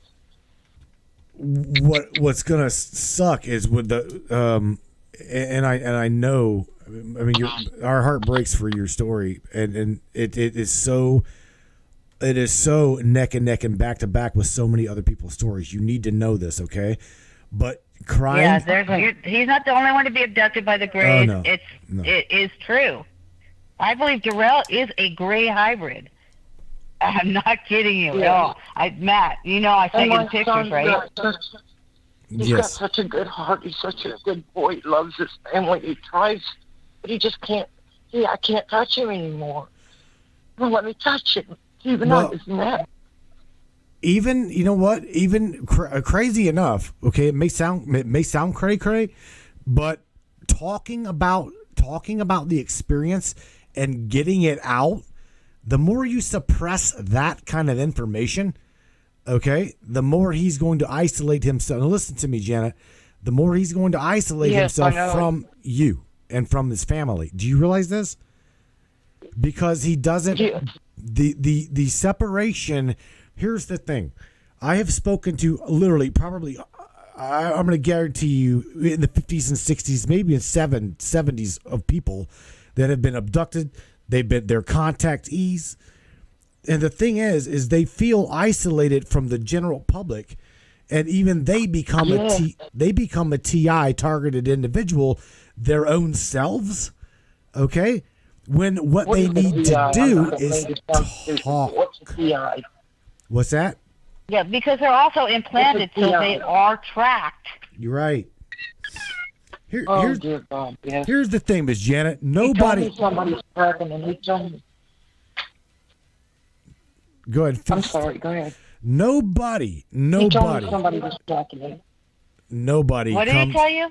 Somebody was stalking him. He told me somebody was tracking him and stalking him. Yeah, he's right. Janet. The best thing that you can do is you can validate his experience by saying that you know that his experience is a true experience.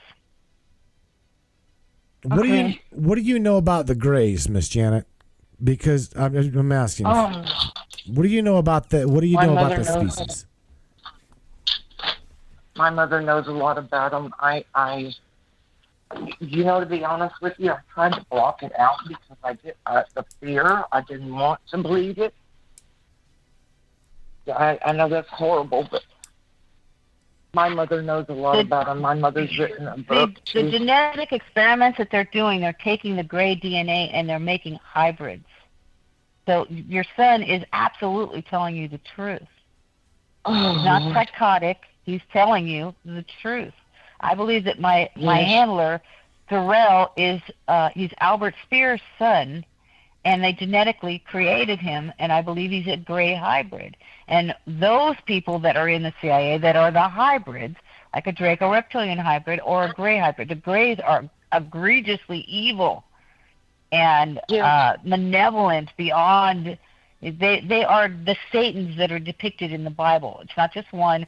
It's the species of, they call devil, is of the evil ones. And the evil ones are the Draco reptilian primes and the Greys. And they do exist, and they live in the deep underground military bases. Oh, my goodness. And they live in amongst us. I've got so much to tell you. Penny, absolutely. You can speak to Penny. And getting it out, getting this out there for you is part of the healing process. Janet, I'm telling you right now, taking that step and getting it out there and being willing to bring someone who's got experience in this into your life that can help both you and him is a stepping stone for growth and healing. One of the things that I utilize for healing is also movies are real. Okay, so is what? I'm sorry. It's entertained by the CIA, which is the deep state. They're making. Yes. Her okay, phone's so cutting out. I try to tell people certain movies that they need to watch, which will verify and educate them. And one that just came out, it's on Sci-Fi, and I don't have a TV, so. And I utilize, when I watch these movies, I watch them with the captions on, and then I start them and I stop them. And it's a way for you to deprogram yourself and desensitize yourself. Like Paul was a movie about a gray alien that advised Steven Spielberg. Okay, I wondered if that was actually my father, because Paul likes coffee and bagels. So it was like, hey, my dad's name was Paul. Is that my father? So that's one movie that you might want to watch. It's a comedy, but the comedies they have truth in them. And then another one is a series which I purchased on Apple. I watched it on my phone. Again, I don't have a TV. I don't watch any television with any commercials or anything. But the movies are strategized militarized intel. Yeah, they're strategized militarized intel. So it's a way for you, when you figure out the technique, you will deprogram yourself, and your son can deprogram himself, and he can de-fear himself through watching these things. And one of them is a new series. It's called Resident Alien. That is a gray. And this guy's mission, he comes to Earth, and his mission is to kill Earth. That is the mission of the gray. The mission of the gray is to control. They are the New World Order, because the Cabal, their basic mission is destruction and controlling of all of Earth's resources and enslavement of man. Oh, my goodness. They're real, for sure. So if you watch this, you will see it. Oh, my God, it's real. I felt like I was losing my mind. And it was so funny. I was watching Simon Parks tonight. He was talking about child trafficking. It was a couple people on there.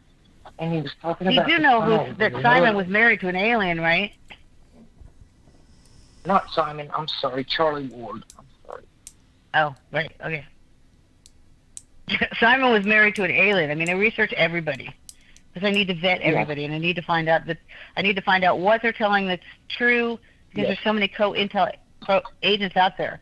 I'm not a co-intel pro, and I out the COINTELPROs, as you can tell from my conversation with Matt in, the edge of the rabbit hole. It's like, what is this guy about, man? Yes. So I vet these people, and that's why I say don't believe anything that I say. You need to vet everyone.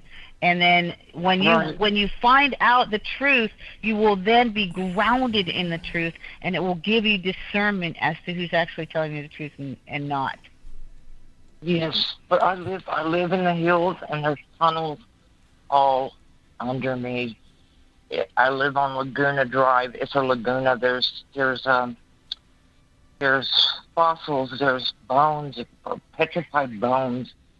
What state are you in? Can I ask what state you're in? I'm in Texas. That's funny. I will come. Isn't I'm it, going to text you, and please. It's very interesting. Yes. Very interesting. I hear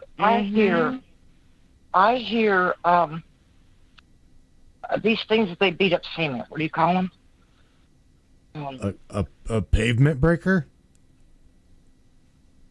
Yes. Actually, Elon Musk has a company called the Boring Company, and they make the tunnels for the mag. That's what they're doing under my house.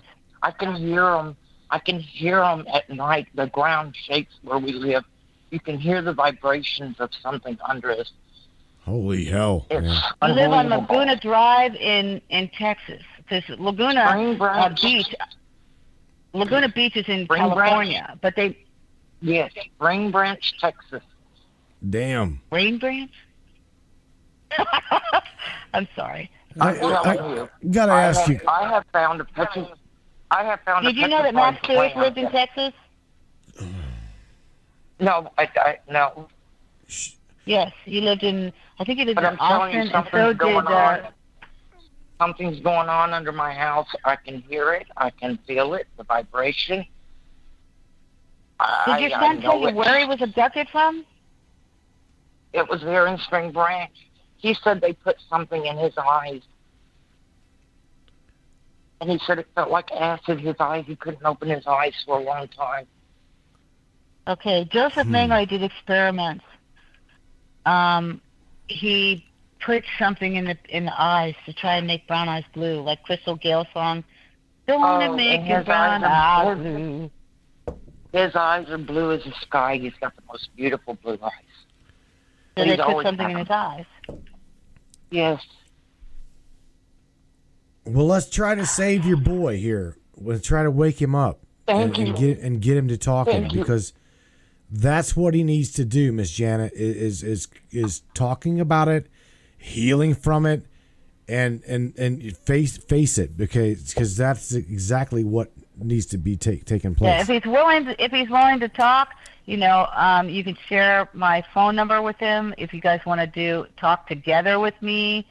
I'm whatever works for the both of you. If he wants to talk to me alone, just tell him that my only requirement is that he text me and tell me who he is.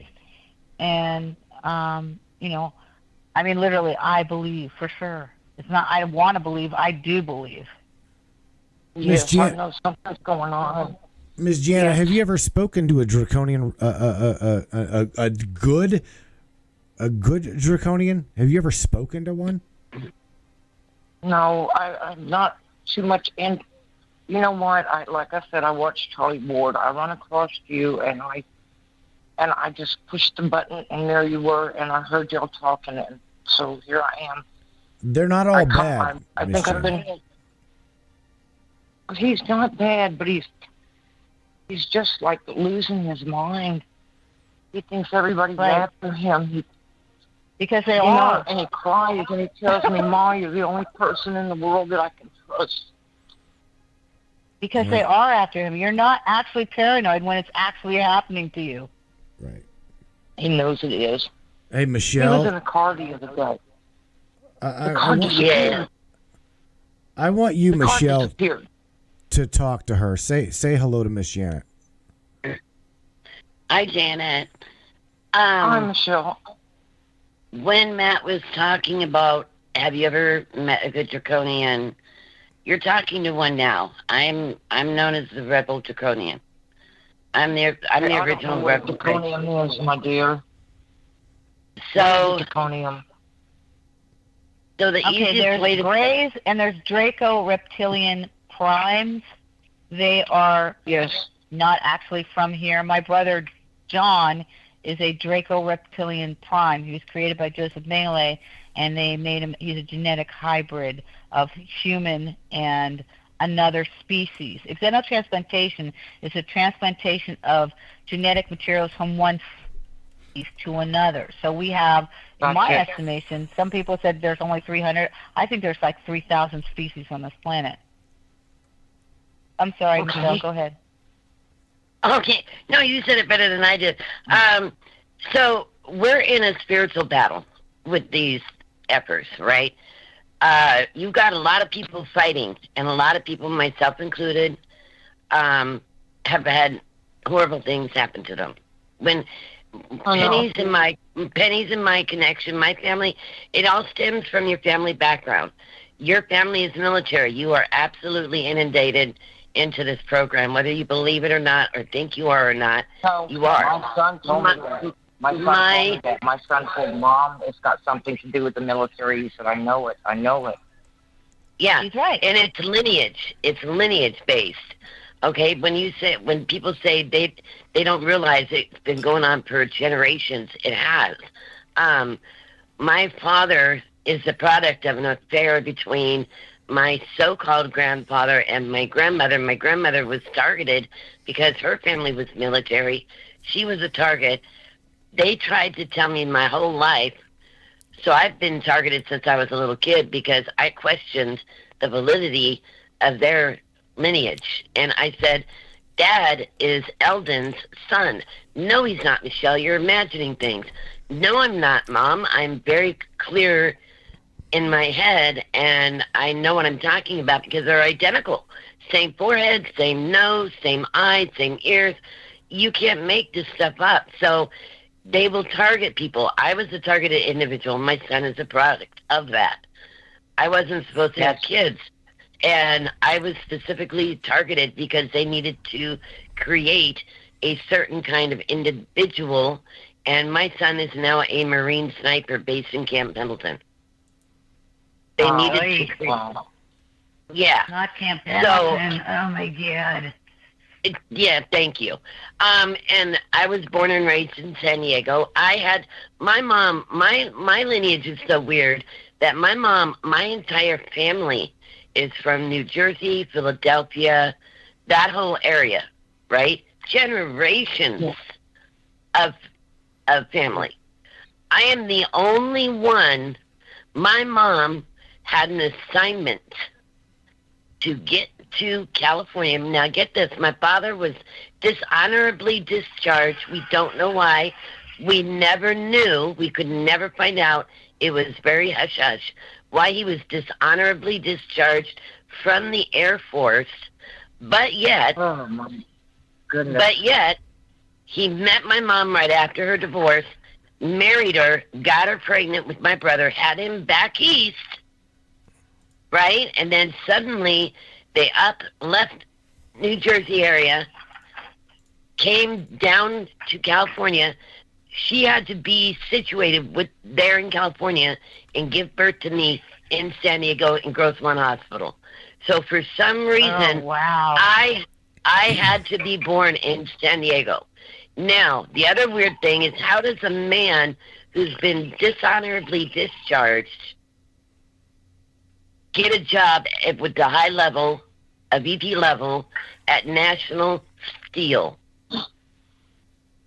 How does that even happen? All military contract, building warships. How does that even happen? Yes, my father was in California too, and when he retired. They retired him. He didn't even clear the base. They sent him back to Mississippi to my mother, and he went straight to a hospital.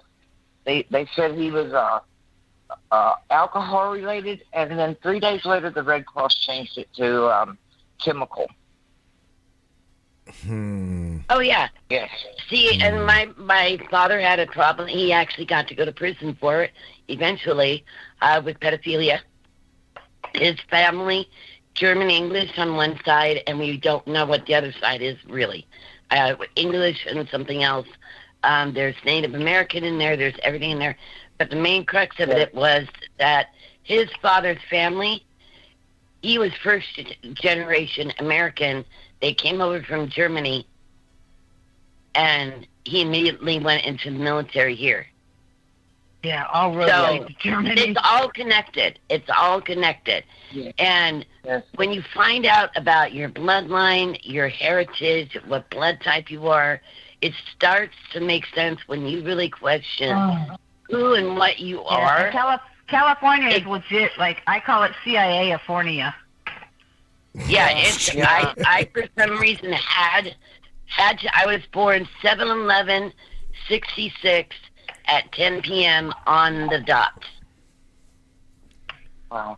Numerologists love to do my chart. And it's so weird because they're like, you have so many prime numbers and that right there. And I said, I know. They think it's insane. And I said, it's like a code. It's a something, And I'm the only one in my family that has that. Wow. All prime numbers in their birth chart. Okay. So I don't know what it means, but when you research what Penny tells you is absolute truth, when you start to look and question and understand, one, you become unafraid because you've got knowledge. You have the knowledge in you, and knowledge is power. And whatever you use as your faith, get strong with it because you're going to need it. Because the truth is going to set you free, but first it's going to shatter you. And I'm not saying that's what you need. It's going to shatter you because your whole life you're going to find out everything you knew because of the connection already. I will tell you, you are involved in some capacity. Your mother is involved in some capacity. Her family is involved in some capacity. All right? So you need to really look at your name history, your family names, and start to dig and see where they all lead to. I didn't know my real and it'll father. set you free. It'll set you free, though, because you will begin to see. My real father was murdered, yes. Yeah, there's a reason why your real father was murdered. I didn't know that family. I was 8 years old, and listen to this. They picked me up. His family picked me up and tried to make me kiss him in the casket. It was a horrible experience. The healing will come through your knowledge base. I tell people that my story it's important to me, but it actually, in the grand scheme of things, is incidental. But when people read my blog, they will see how I regained my memories through a specific methodology of researching current events and past events, and then the memories come back when you're doing it. It's like listening to a song, the frequency, and you listen to the song and you're taken right back to like when you first heard that song, and you're standing in the room in which you heard it. It is an instantaneous memory because they utilize frequency to program you. So I tell people how to deprogram themselves and how to access those memories again. And then once you become solid in who you are and who your family was, then you can help other people. Yes, okay. Because you think my mother wrote a book. It's about Metatron, and it's strange to people. Do you think she had anything to do with this happening? Yeah, it's a genealogical. It's been going on since the Egyptian times, so it is absolutely familiar. It carries on from generation to generation. Some know, some don't. Are you aware of who Metatron is, Janet? Well, she's written about him. Not actually. I know he's is something like this. Like I tell you, I'm not. She's written a book. I've never read it because I'm just constantly on the go. I don't face things. I don't pay attention to things. I live in this tunnel vision, actually. but my mother can tell you exactly who he was. But I haven't paid enough attention to it, you see, and I should have. Okay, let me say that I do believe for you to understand who you are and who really truly who you are, and you will find out that you are, you may want to read your mom's book. And here's why. Yes. Because Metatron is known as the source. Okay? Yes. Yes. So if your mom, she tells me we're living on a vortex where we're at. You had a very, very, very brilliant mother. And I'm going to tell you what, right now, that is your son's connection to the extraterrestrial experience that he experienced. Yes. Yes. She's been trying to get this book out, but neither one of us are good at their computer, and she doesn't know where to get it published. I can help her publish a book. Actually, she could publish it, or she could just publish it in the air, start a blog. Blogspot is free. She can either take pictures of it and post it in PDF form, or she can do an ebook, and then publish it that way. There's software that you can utilize to actually create an ebook. I personally, I distribute what I do for free. Not everybody can do that. I'm not wealthy. I'm disabled. But my goal is not to make money. She doesn't want money. She wants the knowledge out there, she says. Well, then I got a guy. You can start a blog for free. Well, that too. I got a guy in Florida that helped me to become, whenever I was going to release my book known as The Black Sheep, okay? I met this man. He is from Florida, Ocala, Florida. Showed me how to create via Amazon my own publishing ability. So I can help her do that. I could actually put her in touch with him, and that he could actually help her become her own publisher if she's got the material. Wow. Oh yeah, I mean this show is why I love the people here, is because we all will help one another. And I'm not asking for anything. We want the truth to be. We want the truth to be out there. So if we have means to help you distribute your truth, then we'll try to to tell you how to do that. It's like 850 pages, and she said it's not me writing it. It's just coming from somebody else. I read it, and I get more power out of it every time I read it. And she's channeling it. She's been begging me to read it. Yeah, this is channeled information. Wow. Just like, have you ever? Yeah. I want you to write. Did you write? You got a pencil and paper? Yes. All right. I want you to look up a book. Okay. Okay. And the name of that book is Seth, Seth Speaks. Seth Speaks. Okay. It was published by Jane Roberts. Jane Roberts. Seth Speaks. Mm-hmm. Okay. That information in that book is channeled by Seth. The channel was Jane Roberts. Just like your mom channeled that information from Metatron, this information was channeled by an entity by the name of Seth. Okay. A lot like how they say the Bible is given to us by the wisdom of men. Okay, this is the word of God, but through men did it get translated. Right? Yes. And so she tries to read it to people and they walk away, and she gets over. We would love, I'm telling you right now, we would all love to be honest with you. Okay. Honey, there's not a person on this show, Janet, that would not love to hear your mom talk about Metatron. I'm telling you that right now. Yeah. I can see this chat. This chat is lighting up, okay? Because they understand. Yeah. I'm telling you, we touch almost 500,000 people a month, and every single one of them, guarantee you, questions something. Oh my goodness. Yes. This audience is very unique. Very unique. We I know. I've been on there a couple times, and I thought, how strange.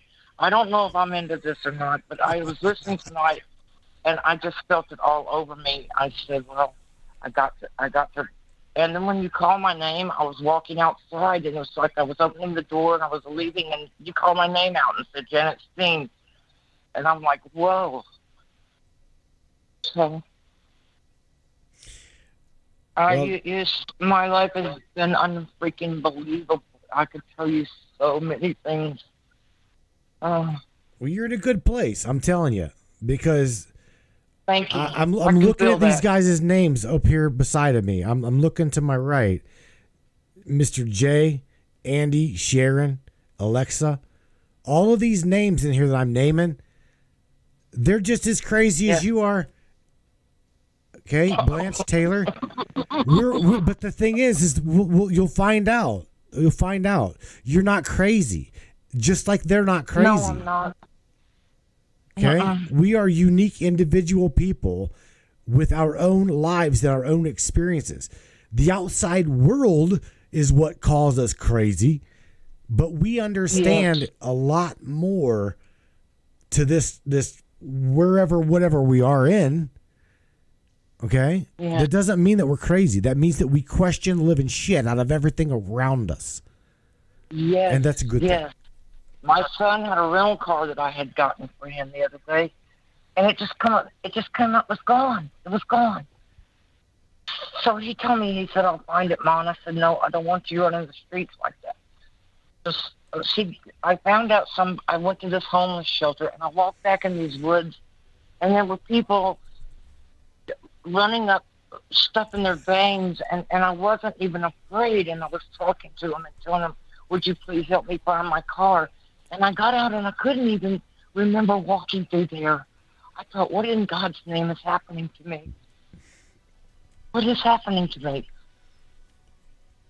You're actually in touch with the world. My brother, when they made my brother homeless, he interviewed all the homeless people.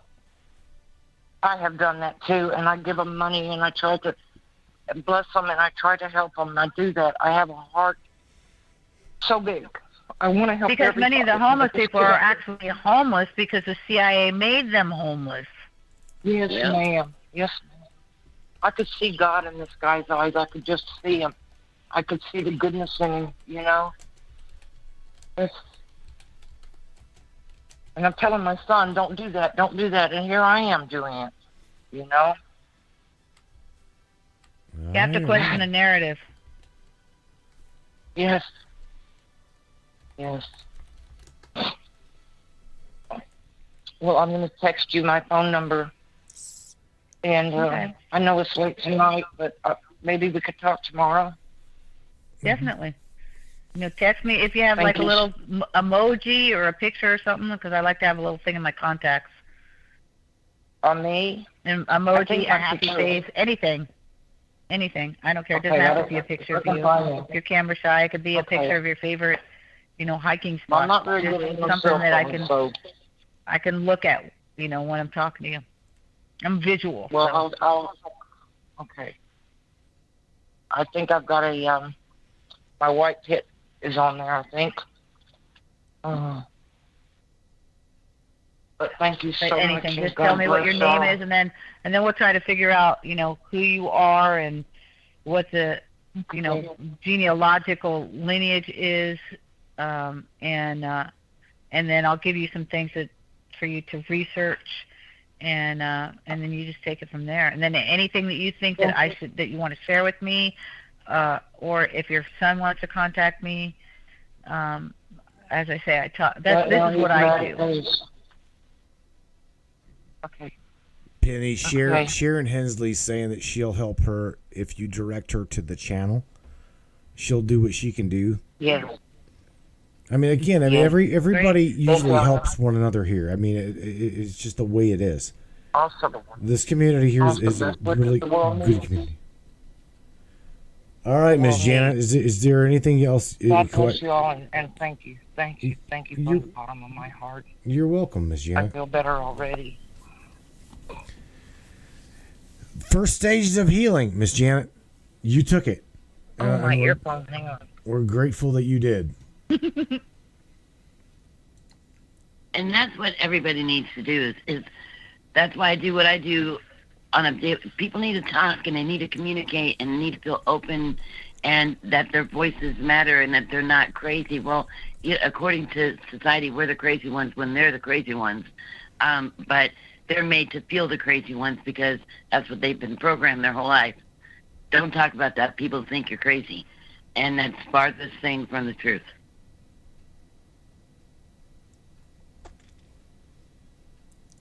Yep. You're right. You're absolutely right. What's crazy but not crazy is we're all crazy in our own little individual way. Okay, just like I dropped in the chat. Okay, we are not cray. To us, we're normal. I mean, I don't want to be like that. I don't want to be what I would classify as a normie. Sorry, but I don't want to be a normie. I love who I am. Well, it goes back to Amazing Grace. I once was blind, but now I see. Right. Yeah. No, I don't. That's the name of my company, by the way. What's that? I asked God to name my company. So when Alan Gressick from Chicago asked me to be his agent and his manager, the orchestra leader, I asked God, what should I name this company, this endeavor? And he said, name it Shepard Entertainment Endeavors. I was like, I like that. The acronym is C. And then what I say to John when I talk to him, I see you now, John. Right. And what did I say to John B. Alexander when John B. Alexander tries to tell me that Aquino is dead, but I don't believe him? I say, oh, really, John? Nobody to fix his wiki? How sad. They say, I once was blind. Oh, he says, those who do not know that they do not know are fools. I'm like, really, John? I once was blind, but now I see, mofo. You're blocked. See here, Shelley, Michelle, talk about how you were like your own individual self was targeted, weren't you? Oh yeah, my whole life. And my whole life. Recently, you went through your own. Yeah, and this most recently thing. Yeah. So I mean, it happens. Where she was taken. She was taken to a place in Tustin, which is 11 minutes from John's office, and I lived in Tustin. Sharon Hensley, I'm a Fruit Loop bowl full of Cheerios. We are all different, but we're loved. Aw, I like Sharon. Here's the thing. When I was in the crazy house and the people at my table ate Fruit Loops, I pushed my chair out from the table and went back to my room. This one guy, his name was James Dean. He ate his Fruit Loops. When I watched him pour orange juice into his Fruit Loops and eat it with a spoon, I said, I'm not feeling well. I'm going back to my bed. Because it's an actual code thing. It's like time loops. And by the way, it's not Fruit Loops, it's Fruit Loops. Miss Julie Entrican. F-O-O-T. Entrican. Julie Entrican. That phone line is open. I've got 5 spots in there. So, yeah. If you have a party. If you wanted like to talk to Miss Penny Shepard, myself, and if you got questions to even ask Miss Michelle, she sometimes hangs. She sometimes hangs in there. But again, phone lines open. I'm just background noise. I can't see the question. I'm static. I'm static. No, I can't see the comments, and I've been getting some tag comments tonight, so I don't have my other phone around here, so I can't read the comments. But sometimes people ask me questions. I'm like, I can't see you, so I have to go back later and get them unless you keep an eye out and see if anybody tags my name. Somebody did that earlier. I just am on the phone, so I don't see any comments at all. Here's the kicker, everybody. I do want you to know this, and I'm not throwing you out there, Miss Sharon, but here's the thing. I've seen because my producer and manager will like rip my ass. Okay, just know that the way you're doing what you're doing, it's called spamming. So I'm going to require you to cross promote. Okay. I'm going to require you to do that because I'm going to have to go back through this entire chat and remove all of those links Just saying. I'm saying you can share, but we require cross promoting for this show. I'm just throwing that out there. If everybody's got their ability to share whatever they want to in this chat, but just don't spam the chat. Cool. And a cross promotion is definitely a need be thing. It's only fair. I'm telling you, it's only fair. I've worked a long ass time to do this. Okay.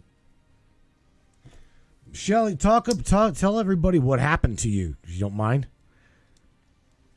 Oh, you mean last year with the lovely situation? Yep. Wow, we rehashing in that. Okay. We'll talk about it's key. Okay, it's kind of crucial to what. That's why I wanted to actually call in tonight, Dad. Because I already warned you earlier I was going to call in. Yes, you did. I warned you because what happened to me happens to a lot of people, and more people. Okay, so first of all, I was fighting, and it's one reason why Marnie gets on my ass, but I will not restart the SSI paperwork right now because of all the shenanigans going on. I'm going to wait because I want to see if it smooths out any, because what they tried to make me do in Seattle was to go the sound mental health route. Oh, you're homeless, you're depressed, you're homeless, you have anxiety, you're homeless, you have PTSD. I said, no, I don't, mofos, but you're giving it to me. Everybody who looks at me goes, why don't you get a check? You're disabled. And I said, I know I am. My doctor would have conniptions because she would try to help and they would stonewall her. They wanted me to go the sound mental route because they wanted me under their control. Oh, we'll get you in an apartment tomorrow, but you have to do everything we say. Yeah. The minute you don't, you're on the street again. And I refuse to sign my life away. I fought them for years because I knew the degenerative condition of my body, and it's getting worse, and they wanted to replace the hip, they wanted to replace the knee. They'd only do it once, so they said, why don't you wait? I said, because now I can't have a productive life, because you're telling me you'll only pay for it once, yet you want me to wait to get it done till I'm about 65. Because if I can only have it 10 years, so then you're saying I'm probably going to have 10 years left on this planet at that point, because you're not going to pay for it again. So this was the battle that I was going with because I could no longer properly work. But even before that, I had been in situations where it made no absolute sense. Like, I had a job that I had been working at for years in Arizona. I was finally tired of it. Been in the hospital with sunstroke 3 times. I worked at auto auction. I said, I'm too old for this. What else am I going to do? Well, this guy that I got to know said, you know what? They just gave me a job in South Dakota, right near Yellowstone, going in, you're about an hour and a half away from Yellowstone. I mean, that's the general area, right in oil country, okay? It was for Love's Market. He said, why don't you come with me, and we'll get up there. And it turned out things happened that I ended up having to take a Greyhound and meet him in Nashville, and then we drove up to where I had to go the long way. For some reason, buses weren't going. I couldn't get a route there. I mean, I tried every which way I could. I sold everything I had, got rid of everything, got rid of my car. My lease was up on my apartment. I said, it's perfect timing. Great. The problem was I was already hired when I went up there, right? I get up there, and it was employee housing, and they had hired too many people. Somebody had to go. I was one of the last hired. They let me stay there 3 months, thinking normally when people are hired on a job, a few will drop off the first couple of weeks. They won't like it. Nobody quit. It was such good money. Shelley, and you got you're completely getting off target here. No, this is part of it. This is what led up to what happened last year. This led up to that. Can you and it's an summarize example this of a little targeting. bit? Okay, I will. So they got me to go all the way up there, get rid of everything that I own, said that I had a job, and then when I got there, they had nowhere for me to live. not having a vehicle, not having anything, in the middle of oil field country with no way out. And nobody there. And nobody there. No family there. No friends there. No nothing. No, nothing. So this is the methods that they use to target individuals, and that's what I want to tell you, which led me to Seattle. Because they said, I was trained in every department there was. I said, all you have to do is fix a store, we'll send you there, and we'll get you set up. I was trained in everything, even diesel. I was like, good, let me go. I'll choose Seattle. It's a straight bus ride. They paid for the bus, right? They get me to Tacoma, and it was a Tacoma store. I get there, and guess what the guy's name was, Penny? The manager's name was John. Of course. Of course. So I get there, and I'm supposed to have an interview the next day, get on the clock, start working. They knew I didn't have a car. They knew I had to have the bus, so I could only work a day or mid-shift, but I couldn't get home if I worked the 3 to midnight shift because the bus was stopped at 10:30. He was busy, air quotes, all week long to the point where I had paid enough rent. I paid a month in advance, but I was counting on getting a paycheck so I could keep a roof over my head, right? And finally, I get in there, and I go down to the store. I said, he's here. I know he's here. Get him out here right now. Well, unfortunately, we promoted somebody in store, and they took your shift, which was 7 a.m. Oh, my to 3 God. p.m. Okay, Pennsylvania, I can't. Too long. Way too long. Seriously, Michelle, you got to wrap this up, man. Okay, I'll wrap it up. Well, and that led to my homelessness. So they got me out of my comfort zone to South Dakota, to Seattle. I didn't get the job because they knew what my weakness was. So I ended up homeless, right? And then I had to learn all my medical conditions, and things were going wrong, and that was compounding the problem. Well, fast forward to last year, and that was in 2013. Fast forward last year when the pandemic happened, I started writing for Dean. And Dean loved my work. And so I was writing for him. I was helping him pre-produce his shows. I was getting all his articles for him, everything else. And he gained my trust. He targeted me from the get-go. Right? Easy prey. And, and he targeted me. And so finally one day, he was like, we got to get you out of there. You're in ground zero. I said, well, how are you supposed to do that? Because I don't have anywhere to go. And he goes, well, you can come here to Texas. And I should have known that was... I need to go check on my puppies. Okay. You do that. I've got to at least introduce Pennsylvania because you've been hanging on there. Pennsylvania. I'll be right back. All right. Pennsylvania, you are unmuted. Okay. Welcome to the Matrix Minds. Hello, just state your name. Hello. Say hello. Philadelphia, Pennsylvania. Okay. Well, here's the way this is going to work, okay? Because of the show, I'm not going to just have you like hanging in there lurking. So, going once, Philadelphia, Pennsylvania. Going twice. And well, all right. Oh well, goodbye. All right. Thanks. Enough. Oh well, keep going, Michelle. Oh, okay. All right. I'll be right back. No, Okay. Michelle, finish. I'll be right back. Okay. So this is where the story gets interesting. So he gets me to write for him, gets me to do all this feeding him articles and doing all this stuff, gains my trust. What should have been a red flag for me was when he went to buy his ticket, they declined for me to fly out there, right? And I was going to fly, and he was going to get a card for me and everything else. They denied his credit card the first time. That should have been my red flag. But no, he did it again, got it all sorted out, got me a ticket out there, and I get out there, and within a month, the guy who owned the house that he was house sitting for kept up and downing about if he was coming back or not. So Dean was getting stressed. He went ahead and supposedly got us a place in Huntington Beach.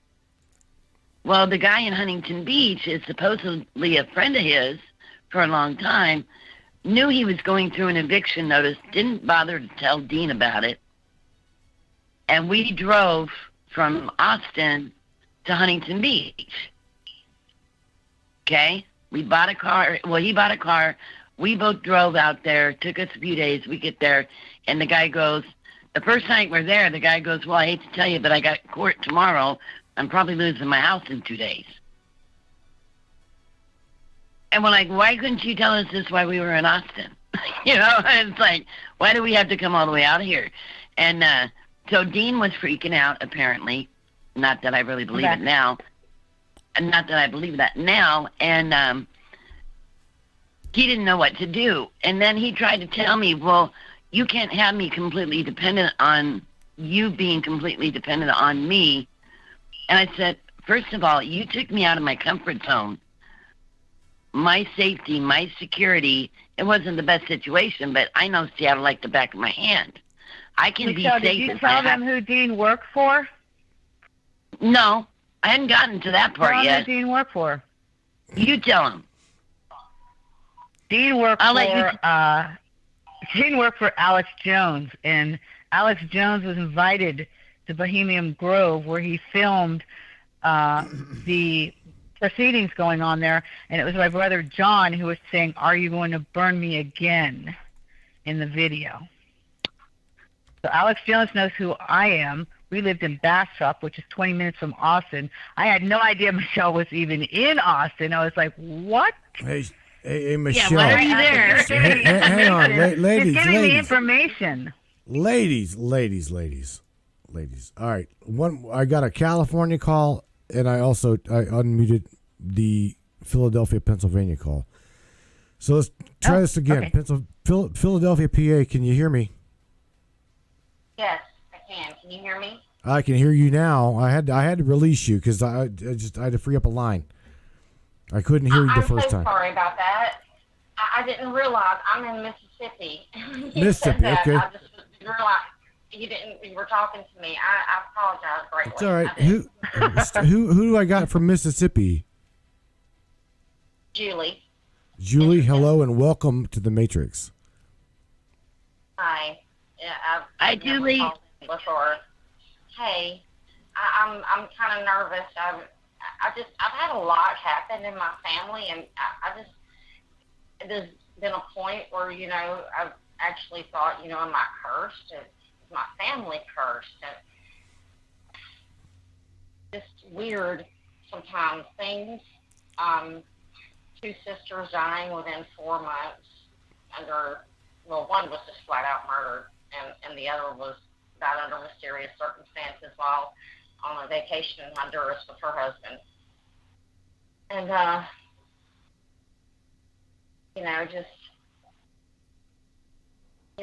my cousin was murdered when I was 16 by a police officer. When he was handcuffed, the police officer said he was having a Vietnam flashback. And, I do have deep military roots in my family on my dad, and my mother was, her dad was drafted, and she was like 4 or 5 years old. Miss Julie, are you thinking that you and or your family is being targeted? Is that where you're going? Are you thinking? I do. I mean, my husband joined the military, and it's like these women. I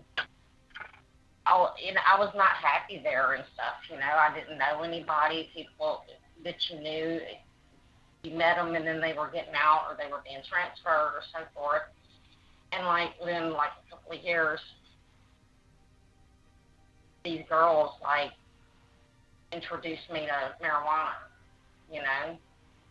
And they were military wives, okay? Mm-hmm. This led to my husband ultimately being general discharged from the military. I'm just saying, just things, looking back over in my past, You're trying to make connections, and that's good. Penny will tell you. Again, you need to write Penny's number down too, because I was just going to give it to her. I'm telling you right now, Penny will help you dig. I have to deal with people on a one-on-one because everyone's story is unique. So, and also I empathically know some stuff, because that's who I am. I am 11 depicted in Netflix Stranger Things. That's actually me. That's my story.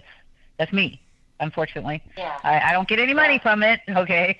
But I found out that was me, and I emailed Darrell and said, I know that little girl in Stranger Things is me.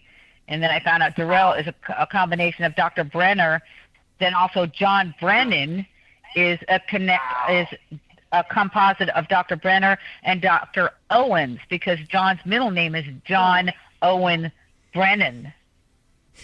Wow. And John Brennan, according to Jesse Zabotar, was trained with Michael Aquino in Rockford, Illinois, and I was held at the Crazy House 33 minutes from there. 33 minutes. Right, 33 degrees of masonry. Exactly. Exactly. So it's just better if I can talk to you on a one-on-one, because then I can give you things to research. And again, I tell everyone it's incumbent upon you. I can point you things, and I can give you some pointers to your genealogical lineage in a way that's comprehensive, and it's not through heritage.com. It's just a unique way that I do things because I study the genesis of names. So my phone number, are you ready to write it down? Yes, ma'am. Oh, wow. I just threw a bun at the dog. He was like, what? It's 619. It was just like, I try to give my fingers too close to that particular dog because I like my fingers and I need them. Okay, my phone number is 619-779-9771. And I won't answer unless you text me and tell me who you are, and I'll put you in my contacts, and then I'll let you know when I mean, if you text me now, and then I'll follow up on it tomorrow and say, hey, I'm up, and work it like that. Penny, 3 weeks, I had thoughts, okay, my sister had left her husband. He was a police officer, the one that killed her. He shot her to death. And okay, number one, police officer. I was married to a police officer. I was married to a Carlsbad sergeant. The police are Freemason organizations. Not all police officers are bad, but they join the Freemasons. And those that want to make it to police chief become 33rd degree Masons and above. There are levels above. Sergeant. Yeah, he was a sergeant. Okay, there you go. Yeah. I mean, but, he killed her and then killed himself, which at least I didn't have great. to watch him. I don't have to worry about somebody releasing his ass and turning the corner and seeing him again, But, of course they trash my sister. The victim becomes the villain. But, there was a woman that I was talking to the other night, and her husband is a judge, and she was telling me that I think her cousin was murdered, and the guy blew her head off, and then the guy called her and told her if she talked to anybody that she was going to be next, and she finds out that the reason why her cousin got killed was because the cousin found out that the man impregnated his own daughter. Wow. And then the ex-wife finds out, and the ex-wife goes to him and says, it's Saturday. You have until Monday to kill yourself or I'm turning you in. So on Sunday, he climbed a ladder, doused himself with gasoline, and lit himself on fire. Holy shit. Bastards.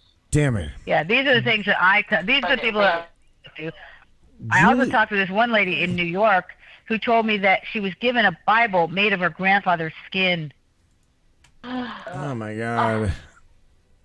I'm sorry, Matt. This It's is all like right. one of those things that you said, you know. Oh yeah. Trigger. Yeah. Yeah, Trigger it treat. triggers. You know, it's like, well, I was going to tell you, I actually dreamed my sister's murder. Like, I told her where he was. Before it happened? Yes, 3 weeks before it happened, I woke up crying. I mean, tears streaming down my face. And I had to work that night. I was a registered nurse. I hurt my back now, so I don't work. But I called her and I told her, I said, he shot you and then he tortured you by driving you around the hospital until you died. He wouldn't get you any help. You know, I said he tortured you and he shot you and tortured you. He was like, he's an asshole, but he would never do that. But he did. He shot her right in the chest where I told her he would. So you're a precog. Yes. I dreamed my mother's cancer diagnosis like a week before we went to her doctor for a checkup, you know. Ladies, I'm gonna have to move on. The switchboard is now Oh, full. yes, that's fine. It's okay. Okay, so That's check fine. my Thank you, phone Penny. and Yeah. we'll try to, you know, get you to researching because again, the foundations of your knowledge begin. It's like building a house on sand. You want to build that house on a strong foundation, and then when you have that strong foundation, you can help other people. Yes, I just have so many questions, and I don't want to reach out to, you know, like ancestry and all. I don't want to give somebody my DNA and all that crap. I just don't want to do that. Yeah, I can probably Right. find it. I do a little shortcut thing. And people are astounded at how I find things so fast. But I'm a deep Wow. researcher, and so I can find some stuff for you Thank real you. fast. I just appreciate your help, and I thank y'all so much for taking my call. Cool. Thank you. Y'all have a Miss- great night. You too, Miss Julie. Good night to you. Good night. Bye. Good night. All right, Shelster, are you gonna hang in there, or you gonna bail on me? You ain't done with your story though yet either. I'm hanging out. All right. I'm static. All right. 619 is 619 would be Penny. 360 would be you, Michelle. And I told California I would get to you. I do believe this would be California. I'm very sorry if it's not California. Welcome to the Matrix Minds, Matt and Miss Penny L.A Shepard. Who I got there? Hello, welcome. Hello. Hello. Hello. Hello. Can y'all hear me? Yep, can hear you now, Yes. buddy. Hey, this is Arkansas. This is who? In a Arkansas area. Arkansas. Okay. Sick. What's happening, buddy? How's it going down there? Man, it's pretty good actually. We lost some humidity and cooled down a little bit today, so it was awesome. Yeah. Matt, I just want to say thanks for everything you do, man. I've been listening to your show for a little bit. Been meaning to get in touch. I've banned on Facebook right now. I can't really hop in on the chat because they're a bunch of assholes, you know. Right. But oh, dude, it's terrible right now. I know you're going on about targeted individuals and electronic harassment and so forth, things of that nature right now. But I was wondering, because with all the stuff floating around with the groups that I'm in and so forth at the moment, there's a lot of talk going on about this vaccine, so forth, or pardon me, this vaccine thing going on, and possibly being self-replicating, self-spreading type deal. Mm-hmm. I am wondering how much of a effect, or I know that itself could be like extremely detrimental to what all's going on here as far as humankind in general and our continuation of a species. But I'm wondering how much of a role these, I guess, all these frequencies that we bathe in regular have to play in that, because I play into certain effects of like utilizing our phones and other like smart technology stuff for different harassment methods and so forth. But I'm just trying to draw some parallels because we got so many different things kind of catch right now, and just kind of want to see what your take might be on that, if I could even get your opinion about it. You want mine specifically? I will give it to you. It just, or anything. You can give me whatever, man. I'm all ears. I'm just here because I appreciate what y'all do. This is my kind of channel, and rock on pretty much. Thank you, bro. All right. I speak to around about this show reaches about at the moment for all of the CIA. Ha ha ha. Funny ha ha. This listen. We reach about an average of 500,000 people per month now. Okay, and that is amazing plateau to reach. Out of them people, okay, my inbox usually fills. Oh my god, dude, I usually get anywhere between 15 and 35, and sometimes upwards is to 50 messages per night. However, I do respond to them. It takes me some time to get back to them. Now, I said that to say this. A lot of what people send me, okay, has got a lot to do with what's going on in the world right now and on that topic that you're covering and you're talking about. I do got to say, whenever you said, is it self-replicating? All I can tell you is what I've seen come into my email box and in my inbox that I will not share, okay? Because I cannot lose this platform. I cannot lose it. I understand that. No, don't jeopardize that for sure. With that being said, bro, all fingers point to, okay, this was indeed an immaculate conception. Let's just say that. Okay, it was an immaculate design, and it's doing exactly what it was designed to do. Now Michelle can touch on some things that she also heard, which is the life expectancy of so long. Those that get that jab, right, may not have an adverse effect to it at the moment, but you and me and a lot of these other brainiacs that refuse to get it, we are going to have to self-contain ourselves, okay? And I know you know what I'm saying. I'm trying to say code words here so we don't get flagged. Yeah, no, I'm fairly sharp. I'm pretty sure I'll catch on.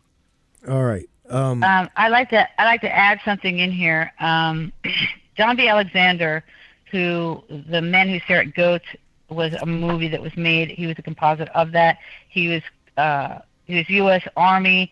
He was in the Operation Phoenix along with an MK Ultra project in Vietnam with Mike Lucchino.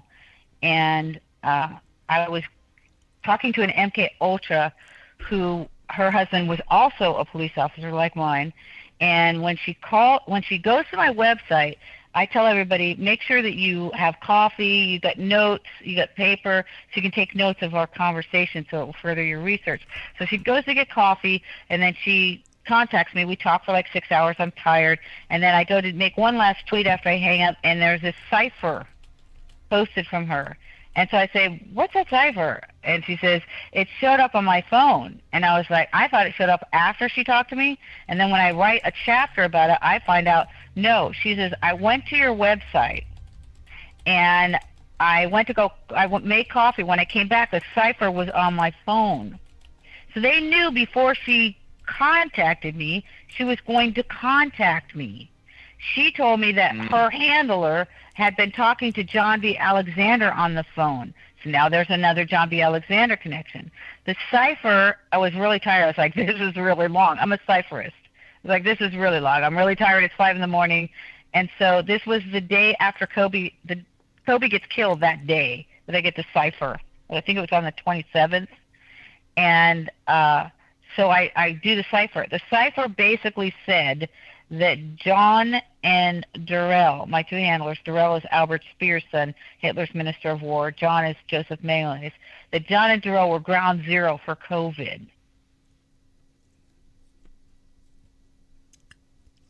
And she just said it. Do you understand what I said? And she just said it. Do you understand what I said? Yeah, we heard you, Penny. Yeah. The end of it was caps. That's what it said at the end. So I'm a cipherist. I'm trying to figure out what in the world CAPS means, right? So I say, well, is that counseling and psychological services by Satan? What is it, right? And then the next day they came out with the Event 201, and it was actually coronavirus associated pulmonary syndrome. That was the end of the cipher. These people are deep state, and they don't talk like us. They talk in code. My whole life has been one coded op after another, and I just been unaware of it because I was under mind control by the best of the evil. So, people are like, how could you be under that mind control for so long? It's called unbreakable mind control, but yet it took me 60 years, right? 58 years, but I broke it, right? I broke it. I'm still alive. David, my brother's dead. So if you ask, is this contrived, I can just simply tell you I was sent a cipher that said that it was. Bro, it definitely, indeed, from what I understand, I gotta watch what I say because I'm on thin ice with YouTube. And we stream to like eight or nine different other platforms. But again, I'm on thin ice because of the controversy of the show and the nature. Understood. It indeed definitely does rewrite your genetics. Okay, you got to remember gene therapy. There you go. Well versed and well said. A theory is actually, and I'm going to say that I believe this theory, that it will cause the reproductive systems to fail generationally. Yeah, no placenta attaching to the inner wall of the uterus. Or there are already people that are talking about the shedding effect. They're saying that it's affecting women's reproductive, their periods. Yeah. So I can't speak to it. Those are allegations. So no, I hear it too, and from people I trust. So I can see it being a thing. It's just, I wonder what all is triggering the certain of it, because we heard. I mean, I know whenever he had James Harper on not too long ago, and he talked about it being, chimeric type thing. Well, it's bound to be chimeric as well this time with the gene therapy. So what's actually triggering that? Is it like what he said, like 5G? Is it Wi-Fi stuff? Is it a new generation like Wi-Fi code from the 802.11g? Like I'm just trying. Is there? I don't know, because I saw a lot of hearsay. Joseph Mengele was a scientist, right? Joseph Mengele was a geneticist. Okay, that's what he did. He was a geneticist. So he cloned, but yet he also worked. Project Montauk was biowarfare, genetic experimentation, and time travel. Those are the three ops that we know about. I was involved in those. So people seem to think that for some reason that we stopped biowarfare production. That is like the staple of America is biowarfare. It is just it's a staple around the globe. All right, okay, bro. Can I add a little bit? Can I add a little bit about the blood types and stuff connecting to the? You got to be really careful, okay? Because I'm telling you that we got to really, really watch how we talk about that, because these platforms literally banned the James Harper talk. You realize that? Right. Oh well, yeah, that's true. Okay, it's not allowed on. I don't even like talking. I don't even like talking about it myself because it's something that if you want to talk off platform about it, that's actually better. But I'm trying to stick to the Joseph Mengele thing because biowarfare is a staple of the world. Porton Down, there was a guy named Skirple that was poisoned with a neurological agent, but yet he survived, and so did he was an agent for the I think it was an agent for the Brits. He was Russian, and he went to Britain and he got poisoned, but yet he and his daughter survived, meaning that they had the antigen. So he gets poisoned Yeah, I with this. remember But then the reading about that. consequences were that the Russians were kicked out of 60 embassies, affecting Mhm. a Cold War situation.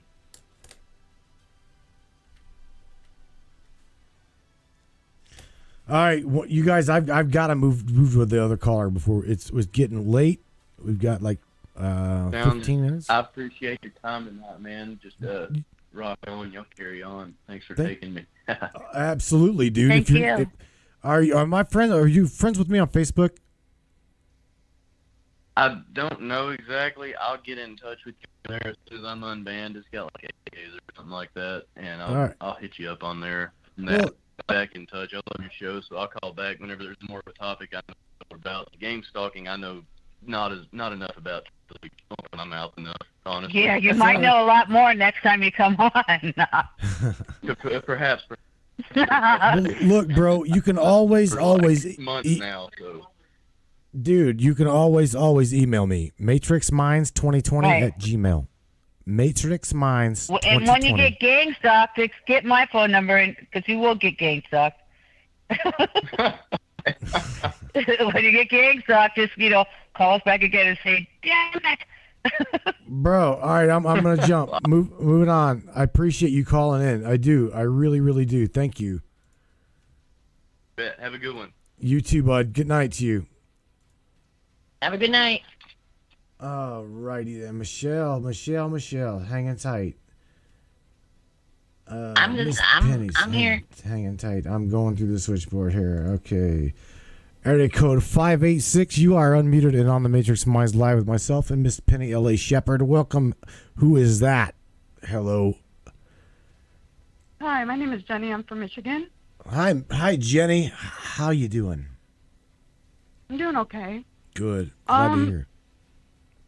I just wanted to go back a little bit. I wanted to ask Penny about like the 33 degree Masons and stuff like that, because I like hold on, I'm trying to I've been seeing the number 33 for a while now. I've been seeing it on license plates. When I'm at work and I go check my phone, it's like 733, 833. I just see this number like constantly.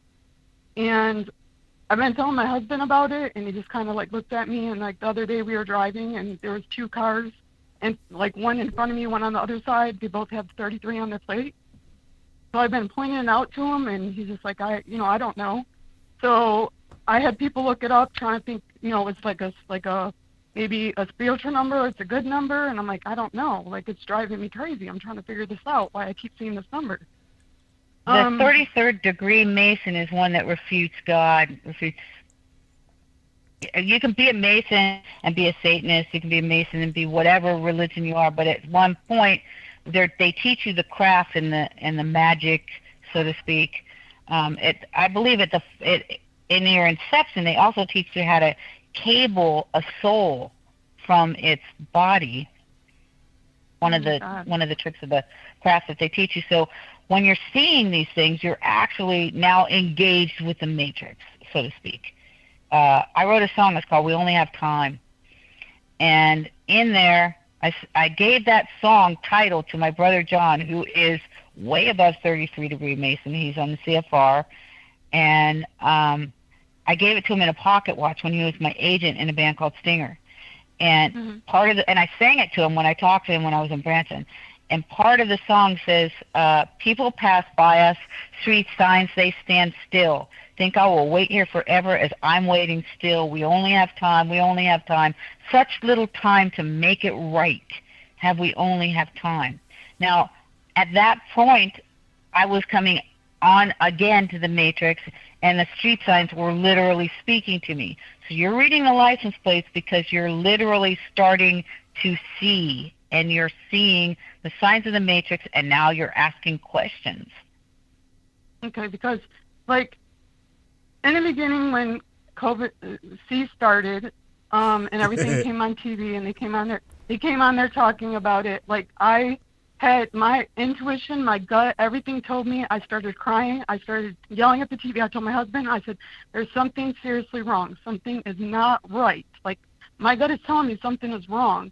And I basically, like, I've been a strong woman my whole life. I got it from my grandma. She taught me to be strong, and I always have. I can handle things and brush it off. This just drove me crazy for like a whole month. I was crying every day. I was on my phone every day researching, trying to figure out what was wrong because I had no idea what was going on. I started going down the rabbit holes and learning stuff and putting things together, and I'm like, okay, now this makes sense, I get this.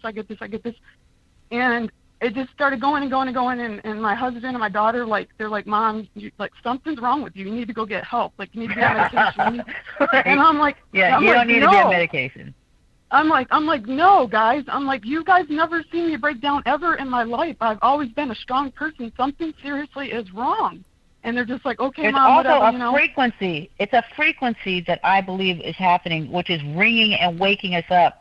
When I left my husband, it was I had a strategy, an exit plan in 2015, and I literally was awoken because I prayed my whole life. I was awoken with these words, "Oh sleeper, awaken." That's written in the Bible.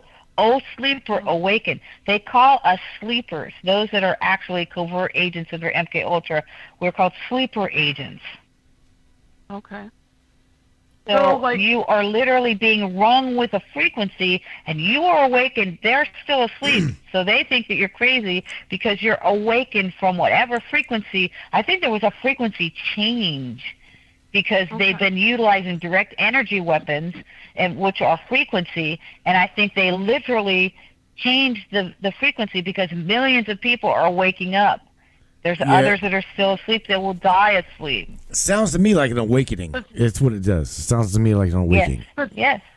Because like my husband, he's on some things with me. Like he sees some things, and like I don't know. It's like so like this another quick thing is my son, like he's always told me he wanted to be a police officer his whole life. So right now he's a correction officer, is working as a correction officer, and he loves it.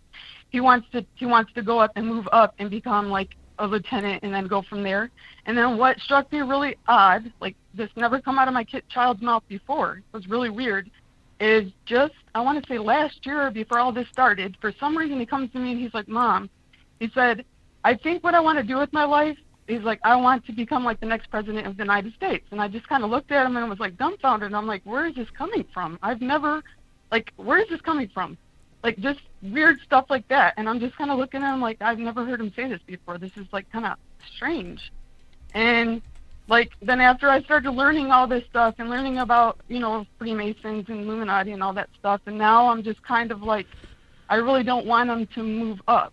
I mean, I don't know. Like I just, understandably, because the police are a Freemason organization, and the higher that you move up, then the more that you're involved in it. But the president thing, that's very unique. Very unique. I was also told that I was supposed to be the president when I was in the crazy house, and I'm like, that's hysterical, right? And so there was a woman in there who she lived with the man who invented the Enigma machine in World War II, which it was a coding machine, which actually helped us win the war, or so to speak. We didn't actually win the war, but anyway, she was dying, and she was they had hospice come out. She was the president of the residents in the crazy house. All right. Now I was told I was supposed to be the president. I'm like, whatever, and I'm not listening to that bullshit, right? And then she says to me, I want you to be the president, and I'm like, no.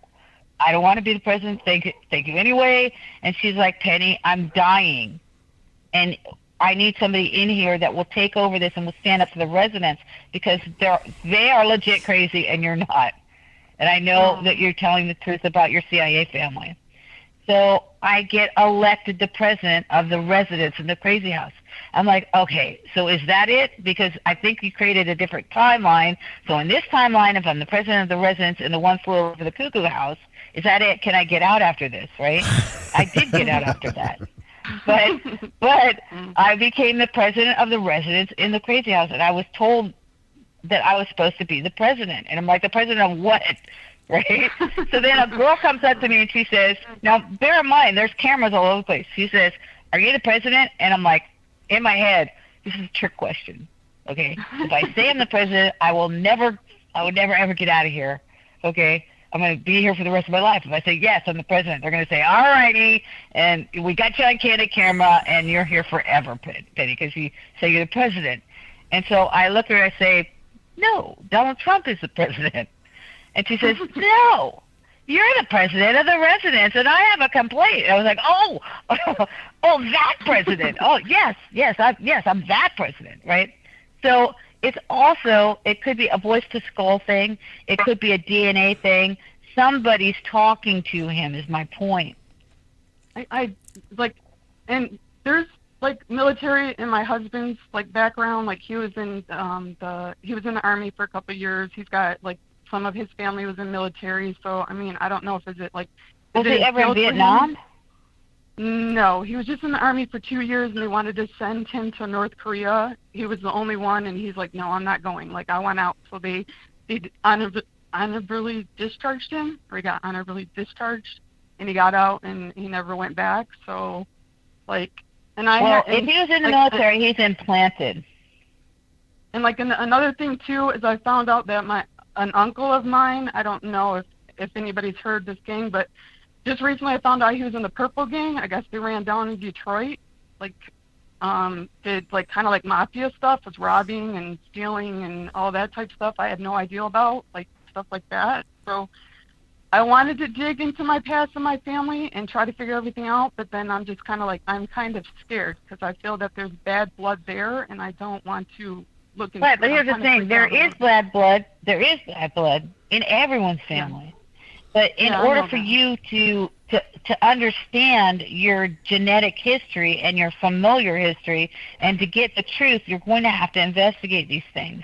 If you'd like, you can, again, I'll give you my phone number and text me, say who you are, and then, be prepared when we talk to have a pen and paper, have a chat for an hour or two so we can figure some things out so you can continue your research. And I tell everybody this also.